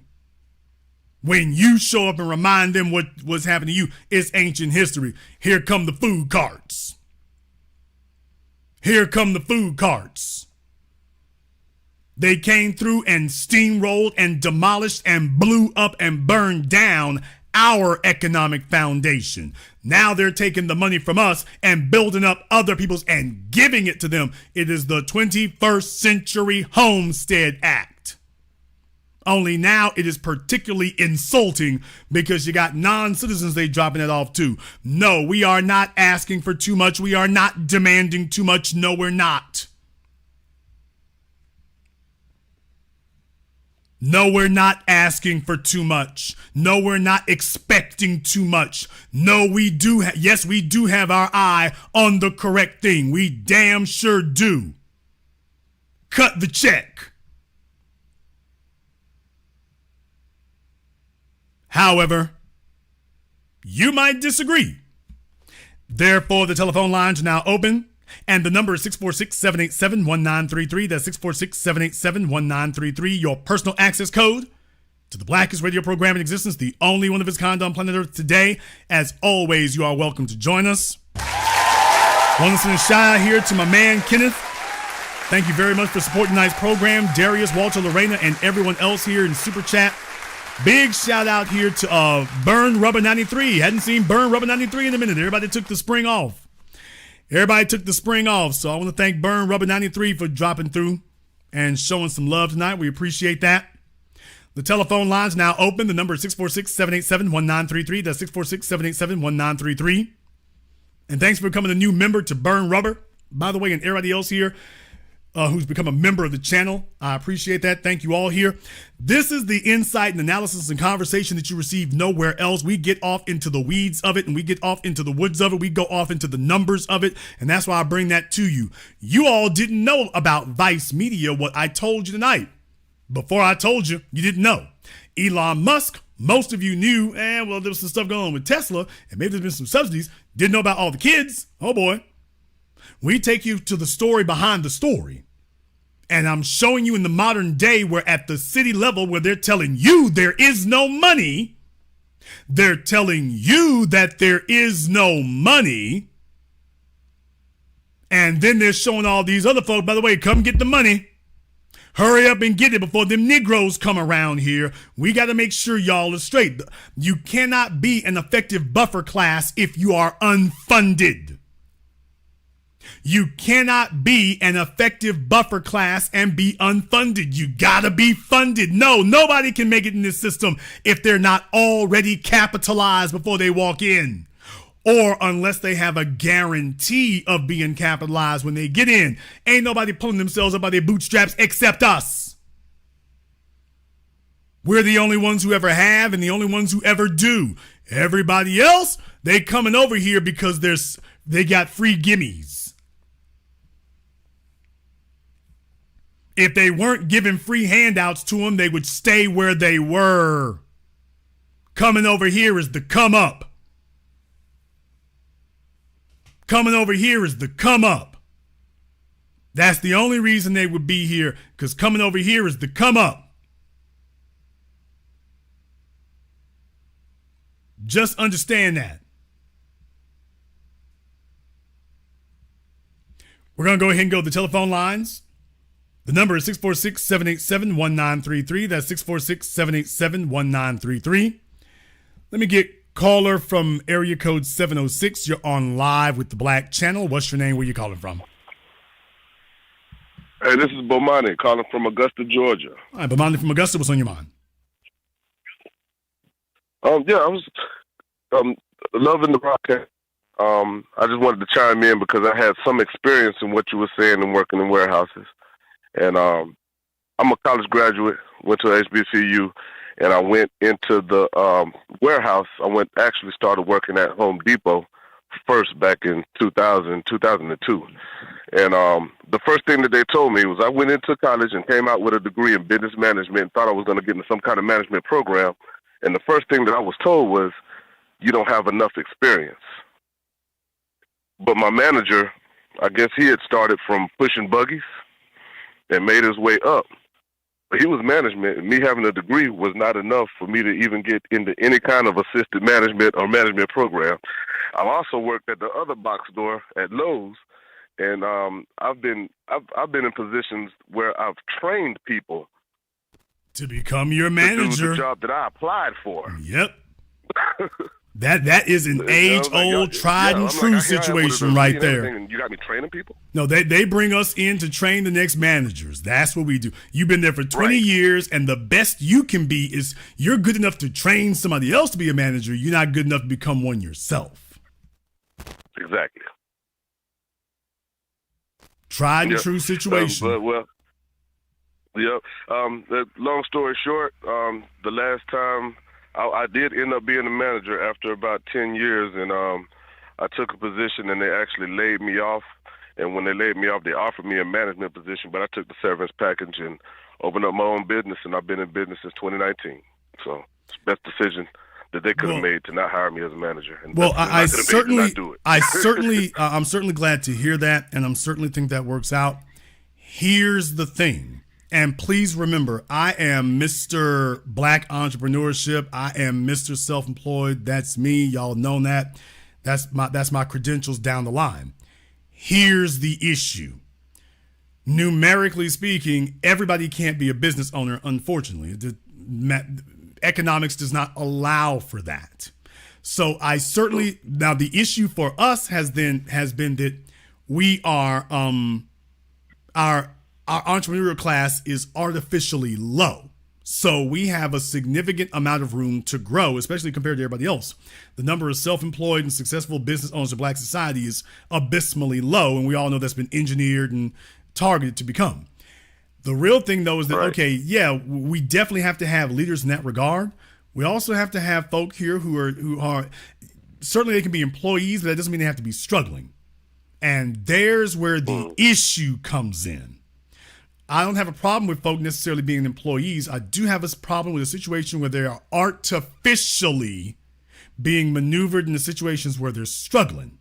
And if you've been working at a place for 10 years and you know it upside down, one side and backwards, and where Black folk are concerned, we're the first ones to show up in the morning and the last one to leave. And when it snows, we still coming in anyway.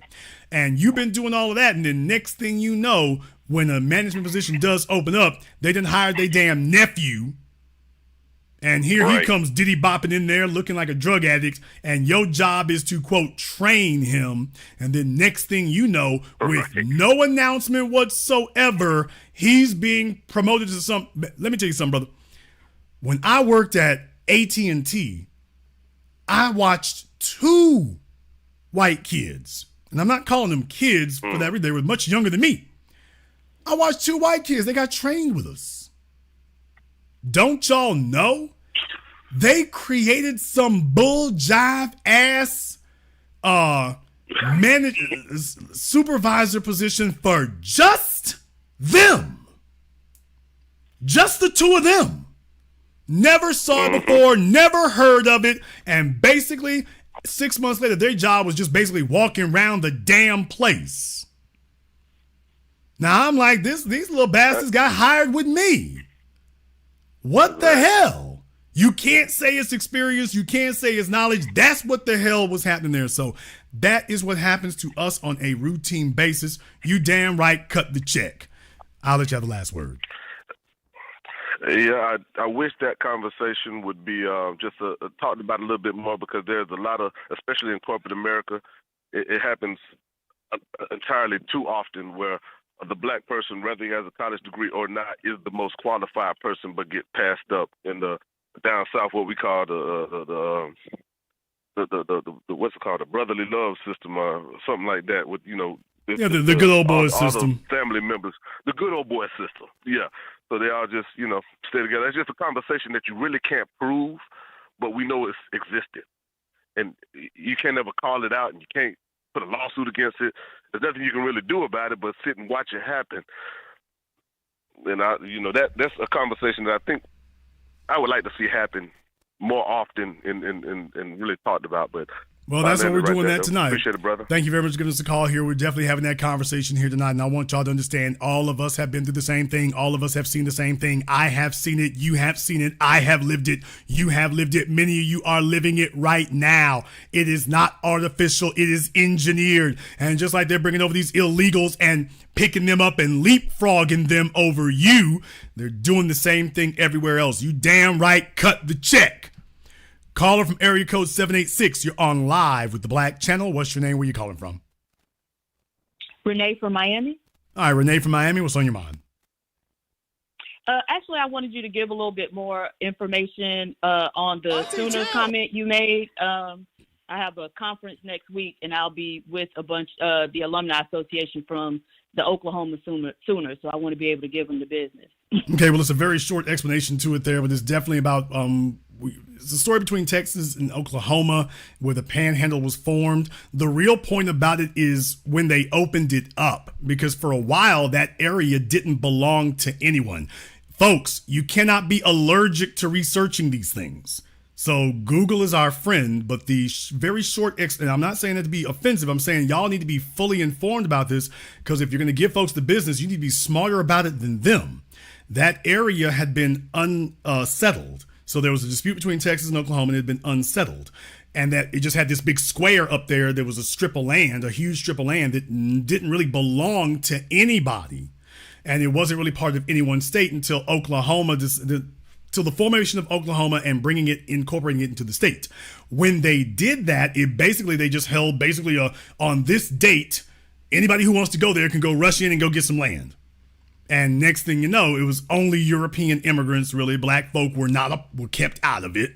And next thing you know, that's what happened. So when you hear about the term Sooner, like I say, you do yourself a favor. If you want to go Google the origin of that term Sooner, it's actually got a less festive definition behind it. And it goes more back to that era when we were sitting up here grabbing land like that. But that was reserved for European immigrants. It is well worth your time to go ahead and investigate that. And by the way, Oklahoma is not the only one. By the way, one more thing. Now, I'm just telling you about Oklahoma tonight. Oklahoma is not the only one. Everybody talks about, well, now y'all talk about about Oklahoma, but by the way, what about Utah? What about Oregon? Some places that have some infamous history, especially racially concerned. But by the way, Oklahoma was not the only one. For those of you who know the story of Brigham Young, not Brigham Young, Brigham Young and the Mormons. If you know the story about them leaving from, I think it was New York, going down to Utah and whatnot, and there was a murderous voyage down there, by the way. And by the way, things kind of sounded similar there too. How did you end up with a whole state that you all are predominantly in charge of and still are to this day? How did that end up like that? I want y'all to understand. I want you all to learn these things and become students of these things. Everything is not Cliff Notes. I want you to become fully versed in it for one reason.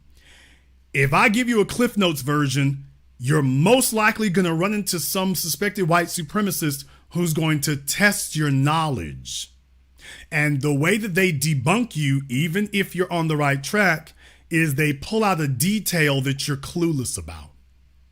And if they can pull out a detail that you don't know about, they can claim that everything else you've said is incorrect also. So that's why I can give you the Cliff Notes version, the primer, but you all are very, very, and by the way, there's YouTube videos that'll can explain that to you as well. But definitely it is well worth investigating. Thank you very much for giving us a call here tonight.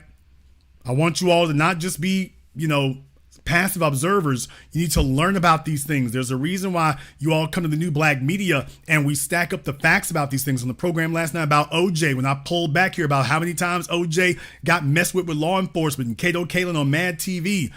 Remember, if you don't have, and Mark Furman, if you don't have your details, what they do is they try to debunk everything you said by latching on to some detail and then say, oh, you didn't know that? See, that's not what it was. See, there was one black person. There was one black person who was there.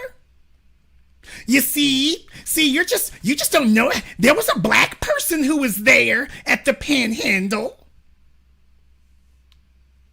They'll pull that game on you, and if you're not fully informed, next thing you know, they unravel. Well, oh, you didn't know that? There was one black person there. See? So it wasn't just racially motivated. It's just that was what it was. And they'll pull that one on you. So, folks, when I say it's a homework assignment, what I'm saying is that this is your opportunity to learn. Jason, what books do you read? Well, I don't read a bunch of books anymore like that anymore, but I study everything. You have the accumulated knowledge of mankind at your fingertips. There's a YouTube video for pretty much anything you can name. Take out 15 minutes to become fully informed on something, and you'll never be ignorant in a social circle setting again. When somebody tries to debunk something, you'll be ready.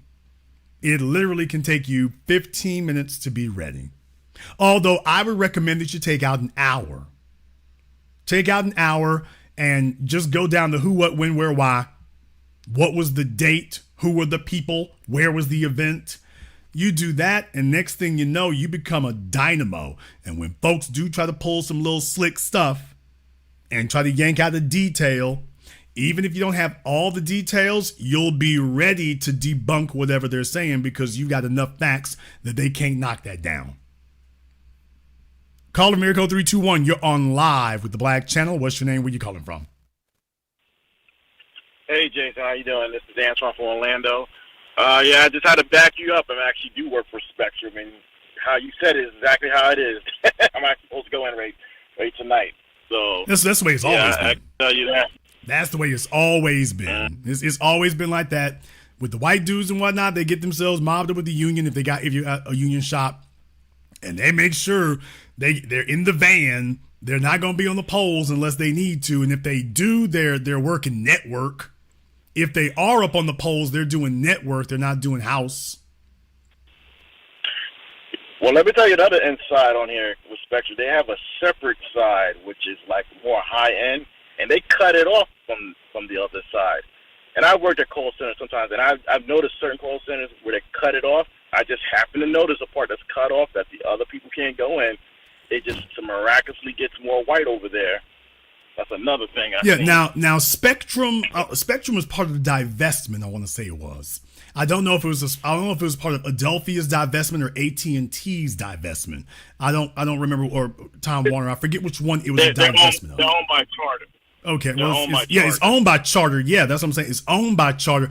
Okay, for those of you who don't know, Florida is a bit of a wacky place in that regard because most of your Charter, without me getting too far in the woods, there was a big battle between what is today Comcast and what is Charter in the state of Florida.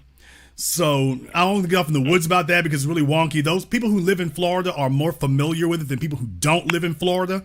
But when Comcast began its big expansion 20 years ago and gobbled up Adelphia, they actually went bankrupt and went into Florida. They gobbled up as much as they could in Florida. But then when I was there, they called it a mom and pop operation.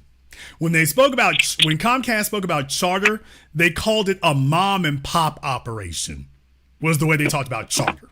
Well, anyway, Comcast wanted to buy a bunch of stuff, and they had to divest themselves because remember the federal government's like, okay, you'll have a monopoly if you own too much.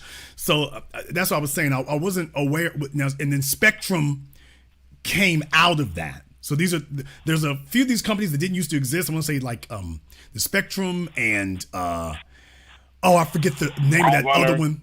No. Frontier, I think it is. I want to say Frontier. Yeah. Frontier. So there's a bunch of little ones that were made out of the divestment of these larger ones. They had to divest some of their markets. So, and Charter was a winner, and Charter survived that, but Spectrum, I want to say, was part of the divestment. And when I went through all that to say, I don't know if Spectrum is a union shop or not. Is it? No. Well, at least I wouldn't know because I'm in Florida. We don't have unions like that. Okay, that's what I was about to say. I don't think Spectrum is a union shop. I don't think it is. AT&T is, no. And Verizon, but I don't think Spectrum is. And the reason that's important is because when you start talking about they have subdivisions in the companies and whatnot and parts you can't go into, you don't even have a union to investigate that. Yeah. Oh, and they do pay more on that side. Now, they try to tell us that side handles more of the big businesses, like I'm not saying this is what it is, but I'm just giving an example. Let's say Walmart, for their internet is with Charter. That side of the company does that. They get paid $10 more than we do. Oh, yeah. And they make sure, white over there. and they make sure that they gatekeep who's allowed in there. That's the whole point of Yeah. it. It's hard to get. And I give you perfect. your promotions into management will probably come more from that side too. I'll give you a perfect example. My boy, he just left. He went to UCF, has all his certs, and he actually graduated for cybersecurity, has all his certs. He wanted to go to that side. They wouldn't let him. They put him on the side where I'm at. Oh yeah. He has all of his certifications. Oh yeah. Gatekeeping like a son of a gun. Gatekeeping like a son of a gun. So that's why I want y'all to be aware of that. It's this. I've seen it over decades. It ain't changed. I'll let you have the last word. Yeah, thanks for doing your broadcast today. And yeah, you're absolutely right. We're not asking for too much. I say that we ask for too little. And just one last thing, when you say about the highways, I'm here in Orlando, and the Paramore section, where it used to be all black because they're building up the Amway and they have that soccer field there. Almost all of that's gone. They're putting new buildings up there, new condos there, where a lot of black people used to be there for the classics up. Most of that's gone. Yeah, now all of that down. Yeah, now Paramore District there's behind Amway off of Interstate 4. Interstate Correct. 4 and that tollway. There's a tollway that goes over Interstate 4. 408. Okay, there you go. All right, and now the reason why that's important, I think I've talked about Paramore before, because that's like the Skid Row. Mentally, I classify it as being like Skid Row because that's what it reminded me of. Okay, because the reason is I'll give you all a quick memory trip. California is on one side of the country, Florida's on the other side. Okay, they both have a lot of parallels. So how do I remember those things? I remember those things because in Los Angeles, right before you get in downtown, the number streets and whatnot. So there's Skid Row. They're in Orlando. If you're going through downtown, and you all know I base everything off of the major freeways. It's not hard in Florida because it's shaped like shaped oblong, so you don't have freeways going like that. Interstate 4 should be going east and west, and it kind of does. But in any case, if you get off of there and stuff, so the Amway Center, anybody who's been to Orlando, you've seen Amway Center. If you didn't go to Disney World, you've seen Amway Center, you can't miss it. But if you ever get off the freeway, and I'm good for that, and it's like, okay, what's the neighborhood around it look like? Okay, the side on downtown is all restaurants and bars and what you would expect. Right on the other side of it is the hood. And that place is called Paramore. Now, I've seen it. I drove through it a few times. I understand it. But here's my thing about it. I've known they were in the crosshairs, ever just like the rest of y'all. I knew it was in the crosshairs then. And it's like, okay, you're not long for this world. It's not just the hood over there. They got black businesses over there, too. They got black businesses over there, too. They do. It's not just the hood and stuff. They got small black businesses over there. I've seen them. I've been in a couple of them. And what I'm saying is, when I saw that all being built, and I'm like, there's no way they're going to let y'all stay here. There's just no way. You're going to get gobbled up because you must. So I haven't been there in a while. I may make a special trip to go see, because I keep hearing people saying that. I don't know if you all really mean Paramore is gone. I don't know if that's what you really mean, but I keep hearing people saying things like that. It's mostly gone. They got a couple little houses there, little bummy houses. They have a small tent city. I've seen them move the tent city. It was a tent city growing. Just going back to what you're saying, how much black homeless people are, and all the people in that tent city was black. Yeah, and my thing about that is that it is, you didn't have a lot of that then, but you saw them collecting. That was a big area for the homeless. That's why I was saying I called it Skid Row in my mind. Mentally, I've cataloged it as Skid Row because them dudes are up under the damn freeway all the time.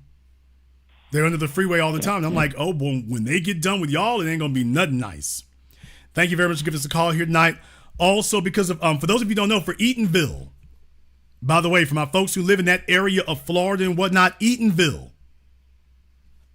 I try to remember as much as I can. So when we talk about, Lake Lanier and places like that and Greenwood, Archer, and Pine, by the way, right there in Central Florida, what about Eatonville? They got a great big Family Dollar there, but what about Eatonville? A lot to think about in that regard. A lot to think about.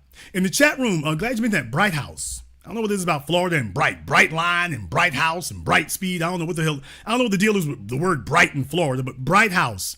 Yeah, that was another one of the ones that we call the mom and pop operation down there. I don't know if Bright House even exists. If Bright House still exists today, it's a miracle. If they still exist today, it's a miracle. Caller from area code 908, you're on live with the Black Channel. What's your name? Where you calling from? Caller from area code 908, you're on live. Hey, how you doing? How you doing, Jay? I was calling. I had a couple of things I was writing down because you covered a lot of topics. Okay, what is your name? Where are you calling from? I'm sorry, brother. My name is Ishmael Bull, and I'm calling from Montgomery, Alabama. All right, Ishmael from Montgomery. What's on your mind? Well, I saw a documentary on Brigham Young, and he was a pickpocket, and they gave him a whole bunch of land to go travel to. They kind of kicked him out. And then I was going to say that there was the 40 acres and a mule today is worth $6 trillion. I had read that somewhere. And then I seen an episode on OJ. I seen your show also. And they had another suspect was supposed to be his son because his son was around stabbing people and very mentally corrupt or whatever. And there was a serial killer in the area at the same time. But then okay, brother. Well, we're not discussing that tonight, but thank you very much for giving us a call here. Let me get caller from area code 518. You're on live with the Black Channel. What's your name? Where you calling from? Caller from area code 518. You're on live. Thank you for taking my call. Thank you for taking my call, Dr. Black. My name is Jerome. I'm calling from Albany, New York. Okay, Jerome from Albany. What's on your mind? Yes, sir. Thank you for having this program tonight. This is very enlightening, but I want you to reiterate to all people that what you were describing from the from the white perspective, that has been out for at least 5 years. The way they say that we have been targeted from 1864 up until today. Well, we've been targeted targeted since 1493 up until today, actually. Thank you very much for giving us a call here tonight. Let me get caller mirror code 843. You're on live with the Black Channel. What's your name? Where you calling from? Hi, is that me now? 843? Okay. 843, last try. You're on live. Oh, hi, Jason Black. How are you? My name is Gabriel, and I'm calling from Charleston, South Carolina. Okay, a girl named Gabrielle. All right, what's on your mind? Yes. Well, you say your parents had high hopes. They crossed their fingers and then just like, said, we ain't getting off of it. Gabrielle, my ass. It's Gabriel. Okay. What's on your mind, sister? Yes. And then I go by Gabe, so that's even funnier. Oh, that's even worse. But go ahead. We love you anyway. We love you anyway. All right, I love you back. But yeah, to what you were talking about tonight about the positions and the job, it is especially bad here in South Carolina, Charleston specifically. I met Joe Biden maybe about 4 or 5 weeks ago during the primaries. He came into Charleston, and I wanted, all of the black folks seemed like they were like, oh my God, photo op. And I was just like, no, guys, he works for us. We need to be asking real questions on what he's going to do for American descendants of slaves here in America, especially in South Carolina. And I asked Joe Biden about reparations, and he was just like, oh, you need to look up my record on it. And I was like, well, sir, you don't have a record on it of talking about it and doing things for us. I'm the 7th generation here in South Carolina, and it's just like it went over his head. No, it didn't go over his head. That was just real weird. You should check my record on it. Nigga, what record? Record on what? Exactly. And it's a shit show here. The gentrification in Charleston, like our state used to be like maybe 87 and 90% African Americans here. I wouldn't say African Americans, but black folk. And it's just like they have gentrified us out. Oh, like, man, look here. So you're coming off the freeway. I told you I was over there a couple of years ago. Going to be making a trip back through there eventually. And you're coming off the freeway. They building luxury apartments on either side of the off-ramp. On either side of the off ramp, they're building luxury apartments. You go down the street there where Mother Bethel Church is. I got a video of me walking where Dylan Roof walked to go kill them people. They got that boutique hotel across the street, and they got the Courtyard, I think it was Marriott down the street. Yep, okay, but then Courtyard, with everybody, for folks who don't live there, y'all don't understand that.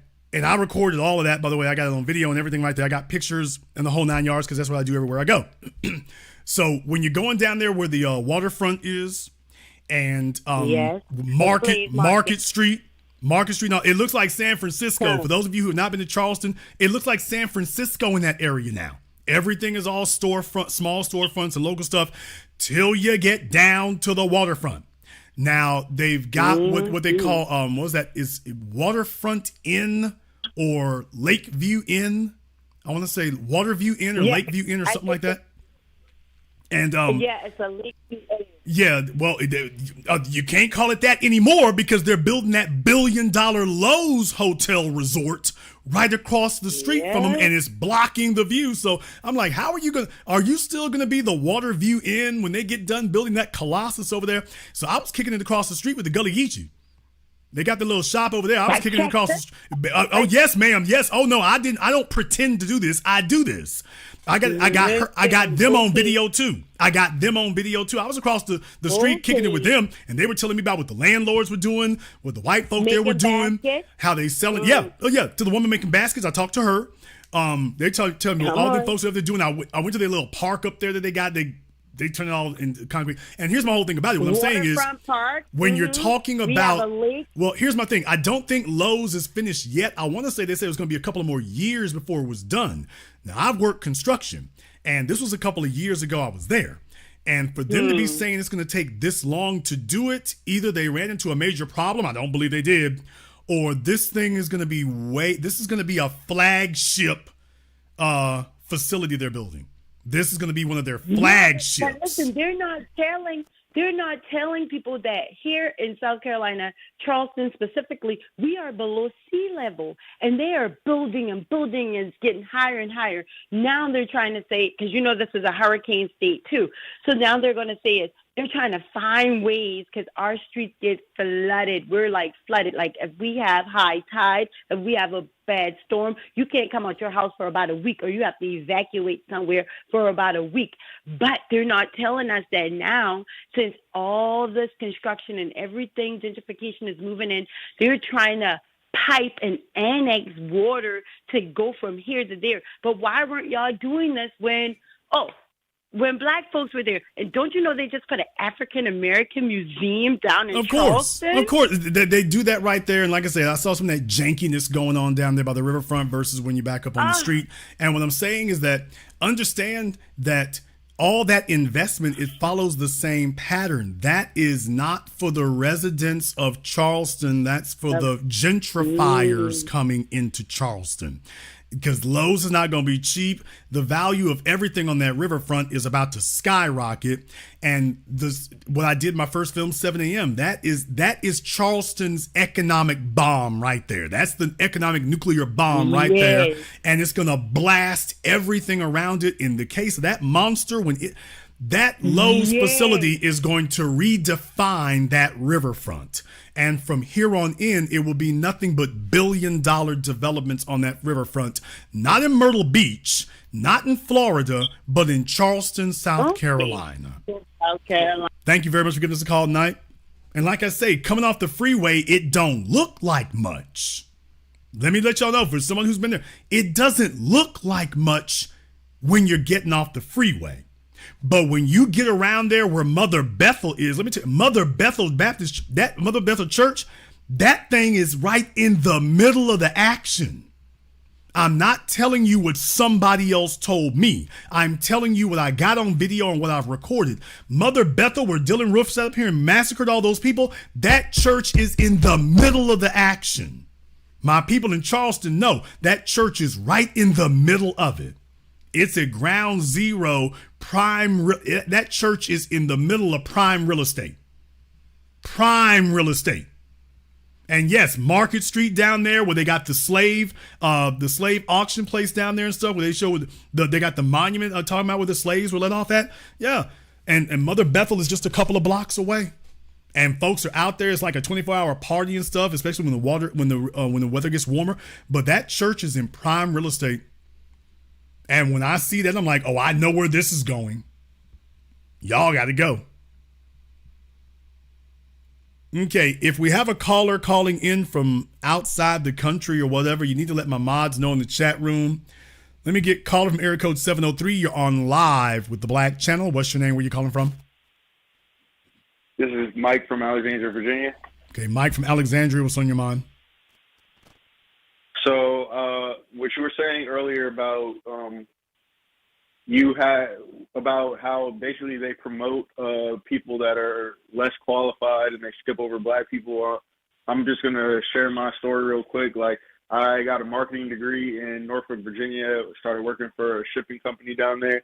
When I was hired, I was told, "Oh, we're going to have you work customer service for a year just to get accustomed to the job, and then we'll move you up to an analyst position to utilize your degree."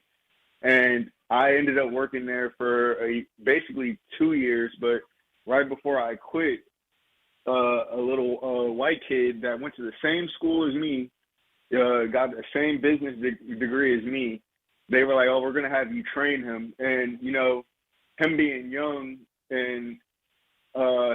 young, he didn't know any better. He told me, he's like, "Yeah, they're going to give me the analyst position," even though like 2 months before that, I had asked my manager, "Am I going to get it?" And they told me, "Oh, just keep working.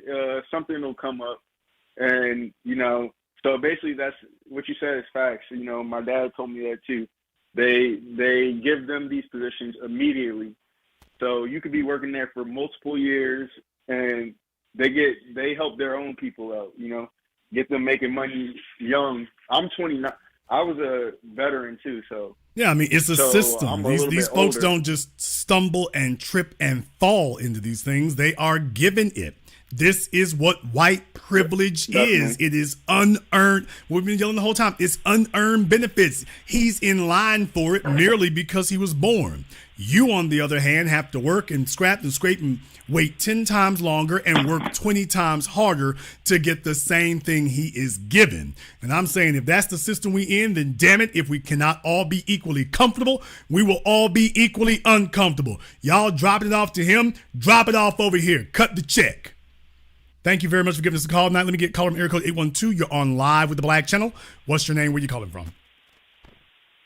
My name is Sean from Indianapolis. All right, Sean from Indianapolis. What's on your mind?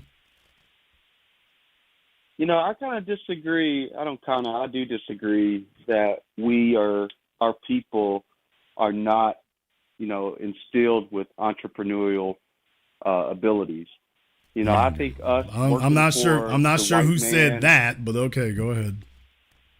I think us continuing to work these jobs for corporate America, white man America, where we give them a third of our lives, 10 hours, 8 hours, 6 days a week, overtime, and then we pay a third in taxes, those who voluntarily pay that. And, we just falling in line with the rest of America who's getting screwed. I think we need to be encouraging each other to go out there and do the jobs that, we currently do, but do them for ourselves. So don't work for a company who, you sell security for. Go out there and knock on doors and produce your own security. Well, I mean, jobs here's the problem with that. And while that does work in some micro markets, it's certainly viable. The quote self-employed route can be viable. Here's the issue. The reason why we have large corporations is because economies, unfortunately or fortunately, depending on which end you're on, economies are most advantageous when they work on economies of scale. So your ability to scale up a business is going to determine how competitive you are against everyone else. Sam Walton started with a small dollar store. He scaled up Walmart into the behemoth that it is today. And as a result, his local mom and pop competition could not then and cannot now hold a candle to him, because the bottom line is that when all things are equal, The only tiebreaker is price. And if you've got an economy of scale, you can undercut everybody else on price. So while in theory, being self-employed does work to a limited extent, the problem is once you run into players of larger scale, you'll simply be swallowed up by them because they can undercut whatever price you have. At that point, your customers would look kind of stupid going outside of them, especially, for example, when there's an economic downturn. They may want to shop with you, but their pockets are going to dictate where they go. So which is theoretically, it has a limited effect. Whether someone's selling fruit that they cut up in their kitchen and they go out and sell in the morning, whether they're cleaning homes, I guarantee you'll make more cash doing that than working 40, 50, 60 hours a week, paying taxes automatically through that. Not in Mobile, Alabama, you won't. Not in Mobile, Alabama, not in Poughkeepsie, not in Fargo, not in Duluth. So for those of you who may come from certain large cities where that kind of thing flies, like I say, these are limited things that can work in limited areas, but it's not something that really goes nationally. So I'm not saying it doesn't work. Well, yeah, it does. People do it, but it really is a niche thing in that regard. If we're going to have, we're 14% of the population. Jewish people are 6% of the population. Asians are 6% of the population. The only difference between us and them is that they've been allowed and helped to have an actual economic foundation so they can scale things up, which in turn protects the economy that they built. We don't have that. So we're not really going to be safe until we have the funding and capitalization to build an economic floor and scale ourselves up so that we're not vulnerable to being undercut or taken over. Well, I just think we need to be more encouraging on the entrepreneurial side. We as a people need to get away from these 9-to-5 jobs. But on a side note, I do want to say, I think Vicki Diller tells us, and it's already out there, that our police are trained by, Israel tactics. And if that's true, then we as a people need to pay attention to what's going on with Israel and Palestine right now. And we need to be for Palestine, and we need to talk about it more because they go. Well, the world taught them that themselves. Thank you very much for giving us a call here tonight. We're getting off a topic there a bit, but America taught these other folks, not the other way around. The other folks here are just working on the details. Caller from area code 405. You're on live with the Black Channel. What's your name? Where you calling from? Yes, this is Black Johnson from Oklahoma City, Oklahoma. All right, Black Johnson, what's on your mind? A couple of things. We were talking about earlier on in your broadcast, you were talking about the panhandle and what have you. I would also like to put out in the conversation about here in Oklahoma, we have a lot of quote-unquote natives and people that claim to be members of these various Indian tribes and stuff like that, and they have unique license tags and stuff, say Cherokee Nation, Seminole, what have you. And a lot of these, you look at these people, blonde-haired, blue-eyed, English last names, so on and so forth. And again, just to go to your point about you were talking about it soon, I went to the University of Oklahoma, and I know the story. I would like to say this, and I'll land my plane there. The original capital of Oklahoma was supposed to be in Guthrie, Oklahoma, which is about 30 miles north of Oklahoma City, what have you, on I-35. In the middle of the night, someone took the seal of the state and took it back to Oklahoma City and made that the capital. I believe part of the reason for that was that Guthrie was a predominantly black town. So with that, I just wanted to put that out there for the audience, something to think about, and also to research. $1. Thank you very much for giving us a call here tonight. Let me get caller from area code 678. You're on live with the Black Channel. What's your name? Where you calling from? Hello, yes. My name is CJ, calling out of Atlanta. All right, CJ out of Atlanta. What's on your mind? Yeah, 2 points. One, I remember working at some of these jobs that hire majority black people as employees. And what you're saying is right. They hire a lot of black people, but they don't pay them a lot. And one of the things that they do also like to do is they like to withhold, check from you for certain reasons, or they will take money out of your check for whatever reason. Like the gentleman who called, say he worked at Spectrum. I also worked in a subcontracting company for Spectrum, and they would, every single time I would do a job, almost every time, they would find some way to take money out of my check. That's my first point. Second point is the things that they're doing for these immigrants over there, where they're making sure that they get all this money and all this funding and everything. I'm over here in Atlanta. I see water boys over here. They're constantly on the exits out here working and everything. When Keisha Bottoms was in office, she was actually coming up with ways to punish the water boys, being out here doing what they're supposed to do. But no one actually ever lifts the finger to help these children out here. These are black children out here. I mean, the real thing is you have to have a plan for that kind of thing. Keisha Bottom B was a political puppet. She needs to be down there in Magic City. That's where she needs to be. But what is lacking in Atlanta is a comprehensive plan, because if those were young white kids standing out there on Peachtree, and like I said, I would see them when I was one of the places I like to stay in Atlanta is the W Hotel downtown. But, when you spin that block to come back and go around the freeway and whatnot, I think off of Ted Turner Way or whatever, you can spin the block to come, that's probably down where the Weston is, but when you spin the block to come back around with the freeways to get back on the loop and everything, I passed those kids many times. And if those were young white boys out there, they would have already been gotten up off of those street corners to begin with. That would have already happened. Whether they wished to get off of it or not, by the way, it wouldn't have been optional.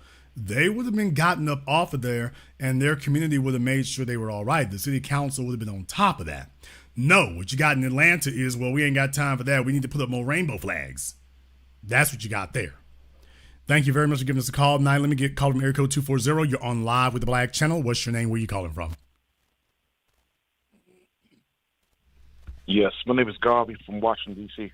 Okay, Garvey from D.C. What's on your mind? Yeah, I just want to say I hear a lot of the problems that's plaguing the black community. What solutions can we come up with? I know reparations is one. I think group economics should be number two. And we need to flock the cities that's just predominantly black and support one another. Okay, well, that sounds like a solution right there, sir. So it sounds like you already got it. So get to work. Yes, sir. Thank you for giving us a call. Folks, if you can ask what's the solution, you already know, you already figured out what the solution was from what we said. So, okay, get to work on it. You don't have to wait for a go sign. Here's your go sign. Go. Call America 571. You're on live with the Black Channel. What's your name? Where you calling from? My name is Shakir. I'm calling from Arlington, Virginia. Okay, Shakir from Arlington. What's on your mind? You were talking earlier about being knowledgeable when you speak with other people. Well, when I do my research, I consult the Library of Congress subject headings, and it is the most widely used subject vocabulary in the world. I use it to search the internet. I use it to search specialized databases. It contains all subjects from science to religion to history, social science, literature, philosophy, so forth. What it is the subject headings of modern man. So I suggest to anyone who wants to find out anything on any subject to start there. And you also mentioned something about politicians, black politicians. I read something that's very interesting. And it's an option that's not open to us. But I read that all political power is gained through the barrel of a gun. Now, Malcolm X said, if you see how other people got straight with their problem, you can see how you get straight with your problem. Now, that option is not open to us, but I found that very interesting when I read it. Well, definitely, when you get serious about things, you get serious about it. Thank you very much for giving us a call tonight. Let me get caller from area code 951. You're on live with the Black Channel. What's your name? Where you calling from? Hey, Jason, this is the Church of Black Power out of Houston. All right, Church of Black Power, what's on your mind? I originally came up in Los Angeles. I was born out there. And to hear they're trying to give all this money in order to do these food trucks and do these food carts or whatever, and do these the situation with the rent buying the building. Imagine if the people on Skid Row out there got that $90 million or 99 Oh, years. brother, I'll do you a better one. I'll do you a better one. Now, you say you was from L.A., so you're going to already know what I'm talking about then. Dude, now remember, it's been a couple of years since I was out in California. I try to get out there. It's a hard thing because California's just way away from everything. So y'all know me. I don't get to go on a regular basis, but I was out. I mean, I don't think they're finished with that subway going up Crenshaw yet. I don't think they're done with that yet. Okay, then you already know where I'm going. $15 million to Chinatown. Now you know damn well they've been using that subway to run black folk off of Crenshaw. I seen it. Now let me go ahead and remind people here, because you from there, but for the folks who are not, they don't know what you know, which is that thing running straight up Crenshaw, that was going straight by Nipsey Hussle's store, the Marathon store. I know, I got it on video. I seen it. I've been there. I spun the block about 7-8 times, which is not really the safest thing to do in California. But anyway, with Louisiana license plates on a big black truck, I don't advise it, but I couldn't change vehicles. But if you know that area, as soon as you turn off the street right there, so the neighborhoods are not bombed out over there, nothing like that. It's a nice neighborhood over there, big palm trees and everything. But that subway line is going straight up Crenshaw. Nipsey was one of the ones who could afford to fight it and stay, but y'all know damn well it's running black folk or businesses or storefronts out of that whole area up there. $15 million would go a long damn way to reestablishing that. It sure would. Absolutely. And to be honest with you, I ain't caring what anybody got to say whatsoever. If you ain't cutting a check, President Couch looking real good. B1. President Couch. I like that. He said, I'm voting President Couch 2024. All right. We'll take that.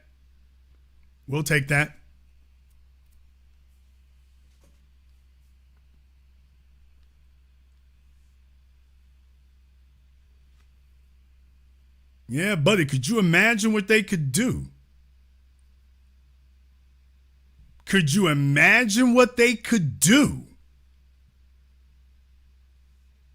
$15 million in that area while they've been targeting it for destruction. Could you imagine what 15 million could do in some black folks' hands over there? Oh, they don't have to imagine it. They already know. They already know.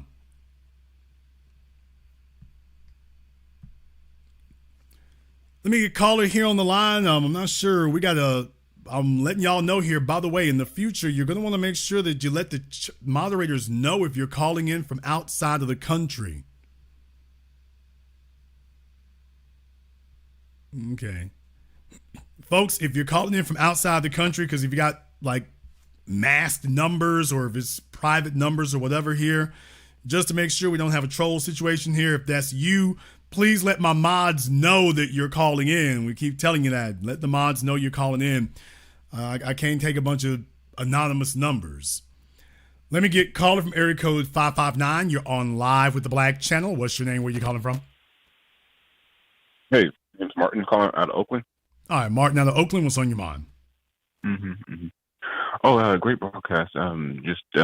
Basically what I was noticing about the broadcast, hello everybody, is how the process in order to make sure somebody doesn't become homeless or a group of people don't become homeless, that solution that we talk about in the Black community is, we always try to figure out what the solution is. We just have to really look at what is being done to other communities. So in this case, $15 million, no questions asked, before somebody becomes homeless. So the institution jumps in to save you before you become homeless. When it's Black folks, it's, well, we got to talk about these shelters, and what's going on with these shelters being overrun and all these other things, opposed to the actual solution, which is to cut the check before you become homeless. And based off your broadcast, I learned that. Well, definitely in places like New York. I mean, take a look at Billions of dollars of resources being galvanized in New York. Didn't take them, after talking about they got a mandate since the 70s and yet didn't do nothing with black folk. You bring in a bunch of illegals and all of a sudden, instantaneously, no legislation required, no fight, no study, no commission, no nothing. They've galvanized billions of dollars for 140,000 illegal aliens. The black folk in New York didn't get nothing galvanized for them, still don't. Los Angeles didn't and still don't. They have a big outdoor fish fry in LA on Skid Row for Thanksgiving. I should know, I was there. I was in Los Angeles on Thanksgiving a few years ago. That's what they do on Skid Row on Thanksgiving. The police come down there and block off streets and stuff like that, and that's what they do down there. Now they've wasted billions of dollars on some program that was supposed to help the homeless, ain't did a damn thing. Now they want to make another program so it can give oversight to the old program that was wasting money and didn't get nothing done. Get the hell out of here. Cut the damn check. Thank you very much for giving us a call tonight. Call from area code 619. You're on live with the Black Channel. What's your name? Where you calling from? Call from area code 619. You're on live. Caller from area code 619 has been abducted. Caller from area code 914. You're on live with the Black Channel. What's your name? Where you calling from? Hey, good night, Jason. My name is Michael, and I'm calling from Bronx, New York. All right, Michael from the Bronx. What's on your mind? You know, I was listening to the topic tonight, and one of the most hurtful thing is when I hear other black people talk about, oh, you're playing the victim Olympics and this, and it's. I want to ask you a question. I'm a black man. You're a black man. These black people, and there's a lot of time is black people saying these stuff, and I'm like, you can't see that the system targets you. It's like sometimes it's just frustrated to see that other black people saying this stuff. I don't know if they playing a game. Well, first of all, when you hear that kind of thing, their lineage is very important to know. If you're in New York City, because you're in the Bronx, okay, you got a lot of Dominicans, Puerto Ricans. We can go down the list there. Haitians, Caribbeans. So it's good to know what their background is, because that might be one area of explanation. Here's another one. Brother, you got to understand, colonization is as much mental and emotional as it is physical. When somebody feels powerless, when you start mentioning resistance, they start exposing how they really feel, which is, oh, we getting scared. Oh, we getting worried. Oh, you gonna make trouble for us. So just recognize when that starts showing itself. I've said this now for over 15 years. Nobody who is black is ignorant about the existence of racism and what it means. Nobody. There are only two types of black people. Those who recognize that racism and white supremacy exists and fight it, and those who recognize racism and white supremacy exists and go back to picking the cotton. And when you realize that that's where they're coming from, that you're showing them that, they start arguing in the other direction. Remember, there's the famous video now of Malcolm X sitting up here talking to the news reporter, telling about racism and white supremacy. News reporter turns to a black fella standing around. Well, sir, how do you feel about that? Well, I really feel like black folks really just need to try harder, and, things getting better. And just, dude, this is 1960s. This is standing right in front of El Haj Malik El Shabazz, right there. And they had no problem finding a Negro to sit there and start disputing him and talking about how bad things aren't. This was in the middle of segregation and Jim Crow, in the heart of it. And they had no problem finding a Negro to sit here and talk about, well, we really need to work hard on ourselves. And we can't blame everybody else, And so, that's what it's always been. And the bottom line is that's fear talking. It's fear, because they're afraid of what will happen. They're like, hey, if these folks will let me walk around like a roach and don't step on me today, then I feel like I found the cheat code. Yeah, you call it the roach code, but it's a cheat code. So just recognize, brother, you can give a person a lot of things. You can't give them courage and character. You can't. I'll let you have the last word. Yes. Do you feel that that's a form of coping mechanism too, though? Oh, absolutely. That's how they deal with it. They know it. That is the very definition of a coping mechanism. That is the quintessential definition of a coping mechanism. You are looking at the house on fire. You are looking at your mother and your daughters being sexually assaulted. You are looking at your kids being beat up. This man is standing behind you, whipping you with a cat of nine tails, and you talking about, well, it could be worse. That's the very definition of a coping mechanism, because what are you doing?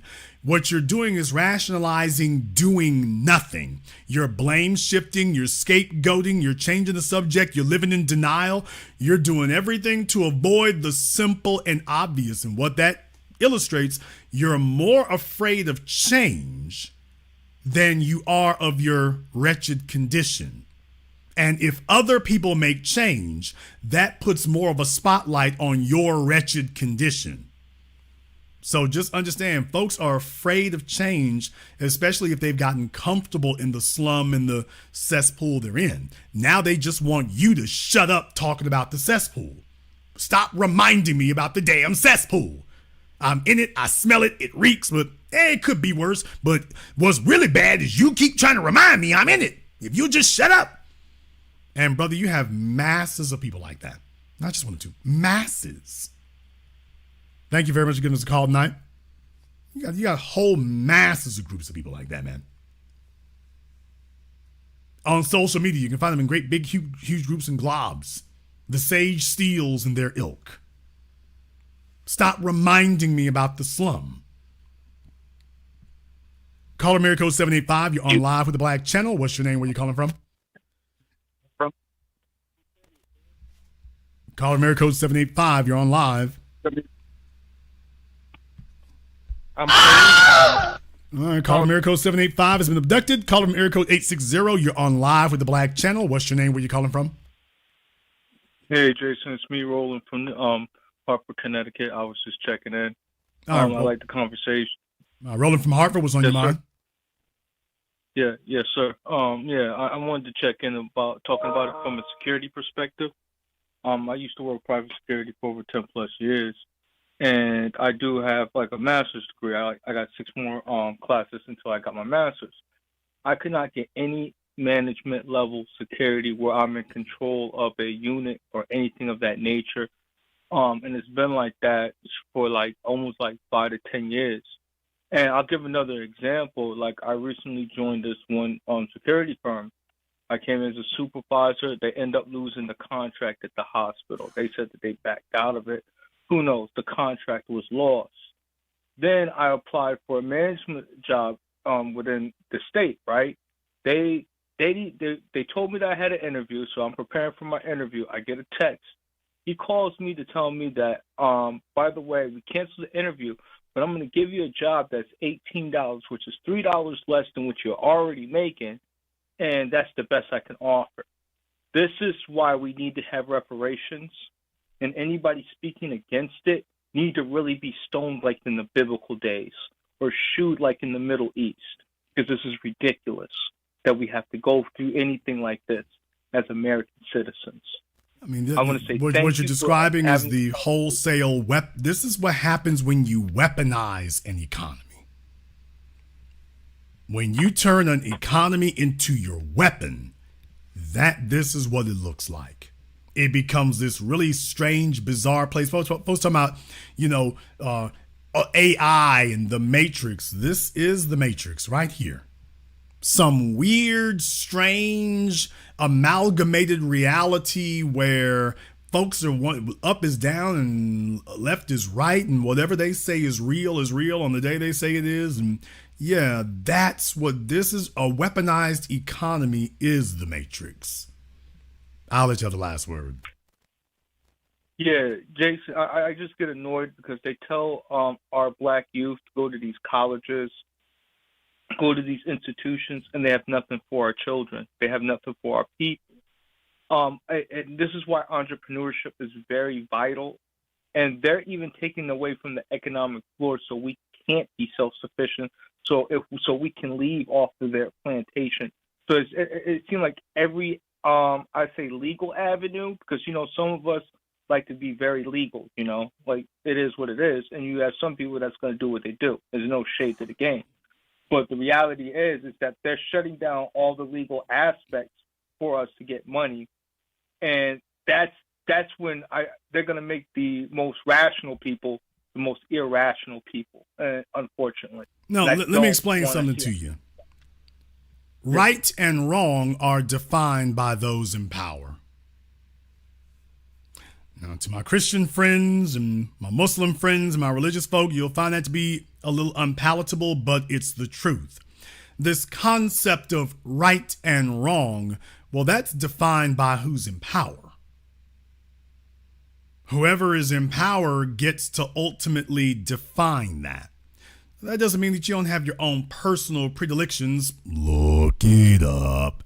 That doesn't mean that you don't have your own personal ideas or preferences or concepts of what right or wrong are for you. That doesn't mean that. But it certainly means that you cannot enforce it on a societal level. So what you can walk around in the society and do to or in the presence of other people, what is determined as, quote, right and wrong, well, that's determined by who's in power. So you see, it's wrong for you and me to operate a business without a business license, but it's right for the illegal aliens. Even though they told you that no one is supposed to operate without a business license, without insurance. Oh, well, those folks over there will turn a blind eye. So you have your written laws and then you have your unenforced ones. And that's what comprises, quote, unquote, right and wrong. So I'm very flexible in that area where that's concerned because I understand that concept. I understand that right and wrong, to people who are being oppressed, folks are constantly in your face talking about what wrong is and what's wrong and what's wrong and what you need to not do and you need to stop doing. But to people who are empowered, folks don't talk to them about what's wrong. The only conversations with them are about what's right. Let me give you all a very simple reminder. For example, in these majority white states or these majority white areas and regions, I remind you all, my truckers already know this. There are areas in this country where you don't have speed limits. Or the speed limit is so damn high, it might as well not be a speed limit at all. There is an area out in West Texas, for example. I've been there a few times. You pass the speed limit sign, that damn thing says 95. That's not a highway number, that's the speed limit. When I saw that, I'm like, are you kidding me? No, it's not a joke. And it's not my truck drivers will tell you, that's not the only one in America. But you know what they don't have out there? A bunch of black folk. So in the areas that's so-called rural and where there's no black folk around, you start seeing fewer laws. No traffic lights, no traffic speed limit lights, no speed limit, no drug offenses. The white folk can do all the meth they want to do in the trailer parks.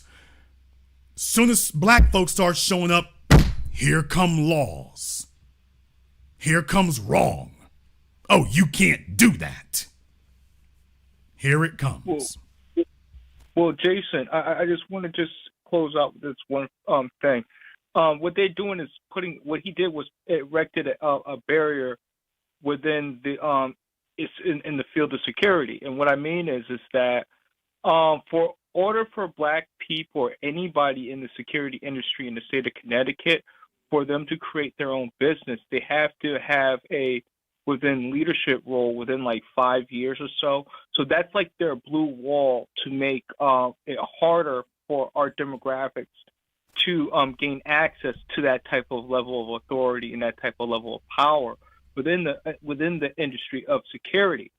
And for him to keep denying someone who has 10 plus years, college education, etc., different credentials within the security and clearances, all they doing is hurting themselves within the company, one aspect, but also they're hurting. It's almost like a monopoly. Well, yes, it is a monopoly, but they're not. Just understand, they're not hurting themselves because remember this: white supremacy would rather make $1,000 that they own than to make $10,000 that they don't. And if working with you means they don't own that $10,000, they would rather make $1,000 that they own than to make $10,000 with you that they don't. Mull that over for a little while. Yeah, I done blew some minds in here tonight. I blew some minds in here tonight about the speed limit thing. But by the way, my truck drivers will tell you about that. I don't have to tell you anything. My truck drivers who drive across the flyover country, they'll tell you about that. My truck drivers in here will tell you that there are areas in this country. Now, granted, they're outside of any major metropolitan areas. No, that's what I'm talking about, West Texas and whatnot. But yeah, that's why I'm telling you. Yeah. My truck drivers will tell you there are areas in this country that either don't have a speed limit or effectively don't have one. My truckers will tell you that. It's only when you're getting closer to black folk, that speed limit keep coming down, keep coming down, keep coming down. But where they out there and there's not a bunch of black folk, all of a sudden there ain't no speed limit. What you talking about? What do you mean? We ain't worried about that. My truck drivers will tell you about that all day. Most of the folks are like, no, that can't be. Jason, that can't be. That can't be right. Okay. My truckers will, because most of you don't live in those areas. Yeah, you're black. You're black and you're not in those areas like that. That's why I'm naming where you see that at. I got folk in here talking about Nevada and Utah. I got folk in here talking about, hey, and in Nevada and in Utah. They're like, oh, yeah. Absolutely. As a matter of fact, if you all remember back in the 90s, I want to say it was Arizona and Utah wanted to fight that thing about speed limits all together. So I do want you to understand, if you didn't know, when the places where there are fewer black people, there are fewer laws. You talk about these Indian reservations and where white folk have their enclaves. You talking about Utah. Folks, tell me a predominantly black city where being a prostitute is legal. Show me a predominantly black place where being a hoe is legal. All of the legal whorehouses are where the white folk run things. All the legal hoe houses are where the white folk run things and where the white folk make the laws. That's where where prostitution is legal. Black folk, lock them up left, right, and center. Sex trafficking, whole damn 9 yards. Ain't no sex trafficking where the white folk are the only people there. Black folks show up, sex trafficking. Hell, P. Diddy, you in a hotel room, sex trafficking. But the folk who are actually doing the sex trafficking, the white folk, where they at, where they run things, where they're the majority of the population, it's legal. Gambling, where the majority is white, it's legal. Licenses, what the hell is that? You name it.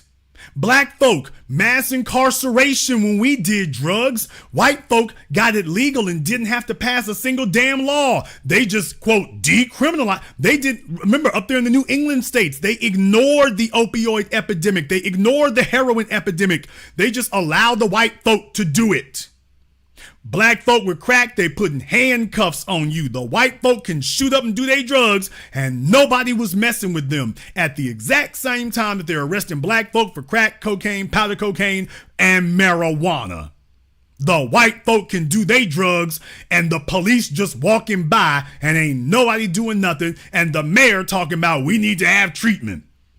But as soon as it's majority black, we need to clean up the streets. So with white folk, they need help. They need treatment. With black folk, they need incarceration. We need to clean up the streets.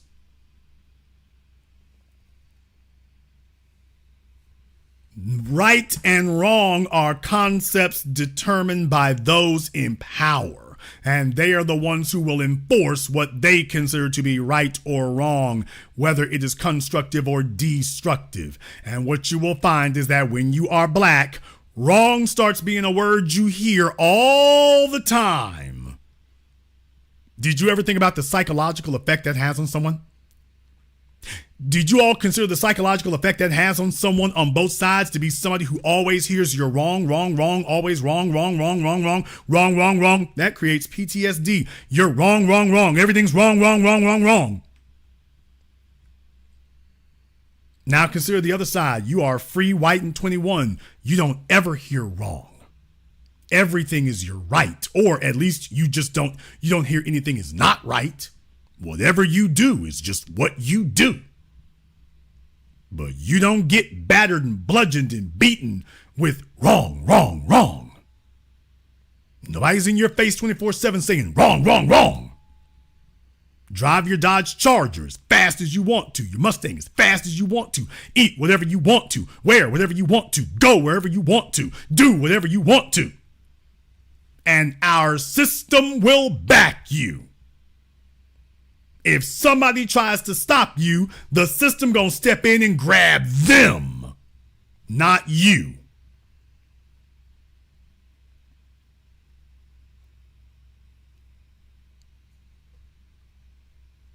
You consider the psychological effect that has on somebody?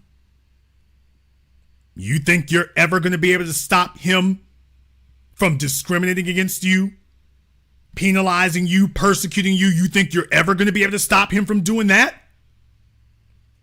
When he's been conditioned that he is in charge of what's right or wrong? Hell, that there is no wrong, there's just whatever he does, and oh well, it sucks being you.